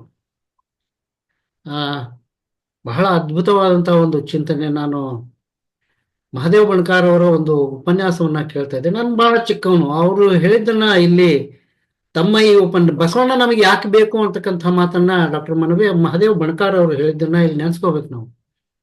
ತಾನು ಹುಟ್ಟಿದ ಜಾತಿಯ ಕಟ್ಟೆಯಿಂದ ಕೆಳಗಡೆ ಇಳಿದು ಬಂದು ತಳಸ್ಥರದ ಜನರ ಜೊತೆಗೆ ಕೂಡಿಕೊಂಡು ಯಾವ್ದಾದ್ರೂ ಒಂದು ಕ್ರಾಂತಿಯನ್ನ ಮಾಡಿದ್ದು, ಸಾಮಾಜಿಕ ಕ್ರಾಂತಿಯನ್ನ ಮಾಡಿದ್ದು, ಆರ್ಥಿಕ ಕ್ರಾಂತಿಯನ್ನ ಮಾಡಿದ್ದು ಬಹಳ ಅದ್ಭುತವಾದಂತಹ ಪರಿಕಲ್ಪನೆ. ನಾನು ಸರಿಸುಮಾರು ಬಹಳಷ್ಟು ದೇಶಗಳಲ್ಲಿ ಓಡಾಡಿದ್ದೀನಿ. ಆ ದೇಶಗಳ ಎಲ್ಲ ದಾರ್ಶನಿಕರ ಒಂದು ಚಿಂತನೆಯನ್ನ, ಪುಸ್ತಕಗಳನ್ನ ಕೇಳಿದ್ದೀನಿ, ಓದಿದ್ದೀನಿ. ಆದ್ರೆ ಯಾವ ಮಹನೀಯರು, ಯಾವ ದಾರ್ಶನಿಕರನ್ನ ತಗೊಳ್ಳಿ, ಅವರು ತಾನು ಹುಟ್ಟಿದ ಜಾತಿಯ ಕಟ್ಟೆಯ ಮೇಲೆ ಕುಳಿತನೇ ಸಮಾಜ ಚಿಂತನೆಯನ್ನ ಮಾಡಿದ್ರು, ಸಮಾಜ ಸುಧಾರಣೆಯನ್ನ ಮಾಡಿದ್ರು. ಆದ್ರೆ ಬಸವಣ್ಣ ಒಬ್ಬನೇ ತಾನು ಹುಟ್ಟಿದ ಜಾತಿಯ ಕಟ್ಟೆಯಿಂದ ಕೆಳಗಿಳಿದು ಬಂದು ತಳಸ್ಥರದ ಕೂಡಿ ಒಂದು ಕ್ರಾಂತಿಯನ್ನ ಮಾಡಿದ್ದಿದೆಯಲ್ಲ, ಇನ್ನೊಂದು ಬಹಳ ಅದ್ಭುತವಾದಂತ ಒಂದು ರೂಪಕವನ್ನ ತಾವು ಕೊಟ್ರಿ ಸರ್. ಕಾಯಕ ಭಾಷೆ ಅಂತ ಇದೆಯಲ್ಲ, ಬಸವಣ್ಣನವರು ಅವ್ರಿಗೆ ಕ್ರಾಂತಿ ಮಾಡ್ಬೇಕು ಅಂತಕ್ಕಂತ ಒಂದು ವಿಚಾರ ಇತ್ತೋ ಇಲ್ಲೋ ಗೊತ್ತಿಲ್ಲ, ಆದ್ರೆ ಹಸಿವು ಮುಕ್ತ ಸಮಾಜವನ್ನ ನಿರ್ಮಾಣ ಮಾಡ್ಬೇಕನ್ನೋದಂತೂ ಅವರು ಇತ್ತು ಅಂತ ಅನಿಸ್ತದೆ. ಅದಕ್ಕಾಗಿ ಭಾಷೆ ಎರಡು ಯಾವುದು ಅಂದ್ರೆ ಒಂದು ಕಾಯಕ, ಇನ್ನೊಂದು ದಾಸೋಹ. ಅದನ್ನ ಬಹಳ ಪ್ರಬುದ್ಧವಾಗಿ ತಾವು ಉಪನ್ಯಾಸದುದ್ದಕ್ಕೂ ಮಂಡಿಸಿದ್ರಿ ಸರ್. ಬಹಳ ಅದ್ಭುತವಾದ ಚಿಂತನೆಯನ್ನ ಕೊಟ್ಟದ್ದಕ್ಕಾಗಿ ತಮಗೆ ಕೃತಜ್ಞತೆಗಳ ಮೂಲಕ ಧನ್ಯವಾದಗಳನ್ನ ಅರ್ಪಿಸ್ತೀವಿ. ನಾನಿಲ್ಲಿ ಗಿರೀಶ್ ಕಾರ್ನಾಡ್ ಅವರ ಒಂದು ತಲೆದಂಡ ಅಂತ ಒಂದು ನಾಟಕದಲ್ಲಿ ಬಹಳ ಅದ್ಭುತವಾದಂತ ಒಂದು ಚಿಂತನೆಯನ್ನ ಮಂಡಿಸ್ತಾರೆ. ನೋಯುವ ಹಲ್ಲಿಗೆ ನಾಲಿಗೆ ಮತ್ತೆ ಮತ್ತೆ ಹೊರಳುವಂತೆ ಪ್ರತಿಯೊಬ್ಬ ಕನ್ನಡಿಗ ಮತ್ತೆ ಮತ್ತೆ ಆ ಯುಗದ ಬೆರಗುಗೊಳಿಸುವ ಪ್ರತಿಭೆಗೆ, ಆ ಉತ್ಸಾಹಕ್ಕೆ, ಮೌಲಿಕ ಪ್ರಶ್ನೆಗಳನ್ನ ಕೇಳುವ ಎದೆಗಾರಿಕೆಗೆ, ಗೆಲುವಿಗೆ, ನೋವಿಗೆ ಮರಳುವುದು, ಅದನ್ನು ಹೊಸ ಸಂದರ್ಭದಲ್ಲಿ ಅರ್ಥೈಸುವುದು, ಯತ್ನಿಸುವುದು ಅನಿವಾರ್ಯ. ಅಂದ್ರೆ ಈಗಿನ ಕಾಲಘಟ್ಟಕ್ಕೆ ಎಷ್ಟು ಬಸವಣ್ಣ ಅನಿವಾರ್ಯ ಇದೆ ಅಂತಕ್ಕಂಥ ಮಾತನ್ನ ತಮ್ಮ ಇಡೀ ಉಪನ್ಯಾಸದ ಉದ್ದಕ್ಕೂ ಕಟ್ಕೊಟ್ರಲ್ಲ, ಅದು ಬಹಳ ಅದ್ಭುತವಾದ ಚಿಂತನೆ. ಅತ್ಯಂತ ಸರಳ ಸುಂದರವಾಗಿ ನಮ್ಮ ಎದುರಿಗೆ ಕಟ್ಕೊಟ್ರಿ. ನಾನು ಆಗ್ಲೇ ಹೇಳ್ದಂಗೆ ಡಾಕ್ಟರ್ ಆರ್ ಸಿ ಹಿರೇಮಠ ಅವ್ರನ್ನ ಇವತ್ತು ನಾನು ನೆನೆಸ್ಬಿಟ್ಟು ಕಣ್ಣಲ್ಲಿ ನೀರು ತರಿಸ್ಬಿಟ್ರಿ. ಥ್ಯಾಂಕ್ ಯು, ಧನ್ಯವಾದಗಳು ಸರ್. ಆ ತಲೆದಂಡ ನಾಟಕದಲ್ಲಿ ಹೇಳ್ತಾನೆ, ಗಿರೀಶ್ ಕಾರ್ನಾಡ್ ಹೇಳ್ತಾರೆ, ತಾನು ಹುಟ್ಟುಹಾಕಿದ ಕ್ರಾಂತಿ ಒಂದಿಲ್ಲೊಂದು ದಿನ ಯಶಸ್ವಿಯಾಗುತ್ತದೆ ಅಂತ ಬಸವಣ್ಣ ನಂಬಿದ್ದಾನೆ. ಒಂದು ದಿವಸ ಈ ವರ್ಣಾಶ್ರಮ ಧರ್ಮ, ಈ ಜಾತಿ ವ್ಯವಸ್ಥೆ ಇವೆಲ್ಲ ಅಳಿದು ಹೋಗ್ತವೆ ಅಂತಕ್ಕಂಥ ಮಾತನ್ನ ಈ ತಲೆದಂಡ ಅಂತಕ್ಕಂಥ ನಾಟಕ ತಮ್ಮ ಲೇಖಕರ ಮಾತಿನಲ್ಲಿ ಗಿರೀಶ್ ಕಾರ್ನಾಡ್ ಅವರು ಕಟ್ಕೊಡ್ತಾರೆ. ಇವತ್ತು ಒಂದು ಅದ್ಭುತವಾದಂತಹ ಒಂದು ಉಪನ್ಯಾಸವನ್ನ ಕೇಳಿದ ಅನುಭವ ನಮ್ಗೆಲ್ಲರಿಗೂ ಆಗಿದೆ. ಇದರ ರೆಕಾರ್ಡಿಂಗು ಕೂಡ ಎಲ್ಲರಿಗೂ ಹಂಚ್ತೀನಿ. ಸುಮಾರು 30 ದೇಶಗಳಿಗೆ ಈ ಉಪನ್ಯಾಸ ಹೋಗ್ತದೆ.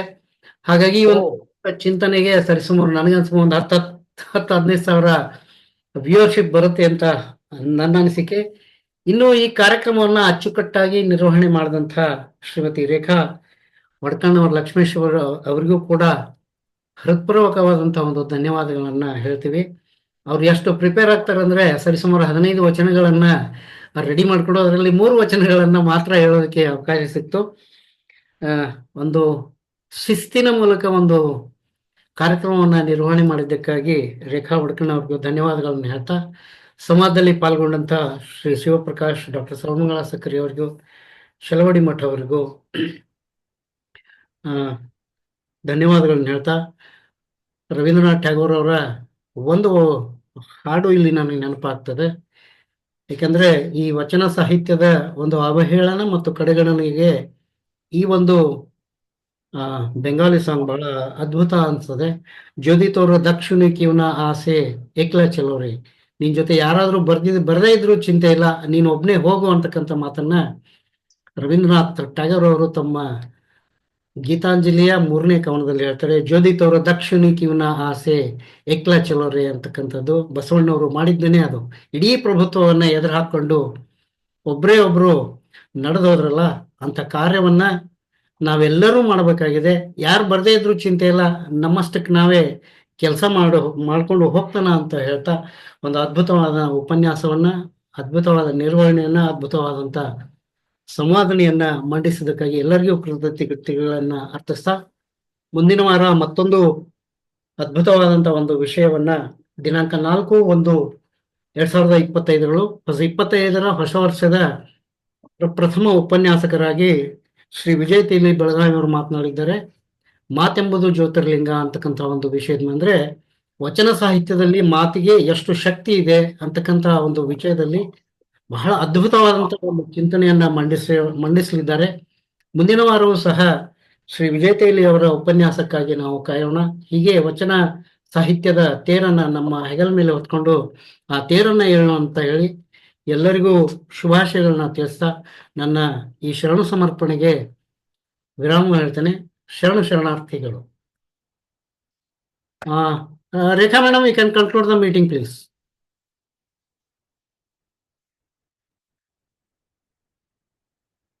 ಮ್ಯೂಟ್ ತೆಗೀರಿ ತಮ್ದು.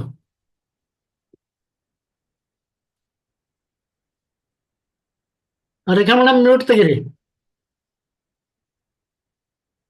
ಮೋಸ್ಟ್ಲಿ ಸಿಸ್ಟಮ್ ಹ್ಯಾಂಗ್ ಆಗಿರ್ಬೇಕು ಹೋಗ್ಬೋದು. ಮುಂದಿನ ವಾರವೂ ಇದೇ ರೀತಿ ಸೇರೋಣ ಅಂತ ಹೇಳ್ತಾ ಈ ಕಾರ್ಯಕ್ರಮಕ್ಕೆ ವಿರಾಮವನ್ನು ಹೇಳೋಣ. ಎಲ್ಲರಿಗೂ ಶರಣಾರ್ಥಿಗಳು.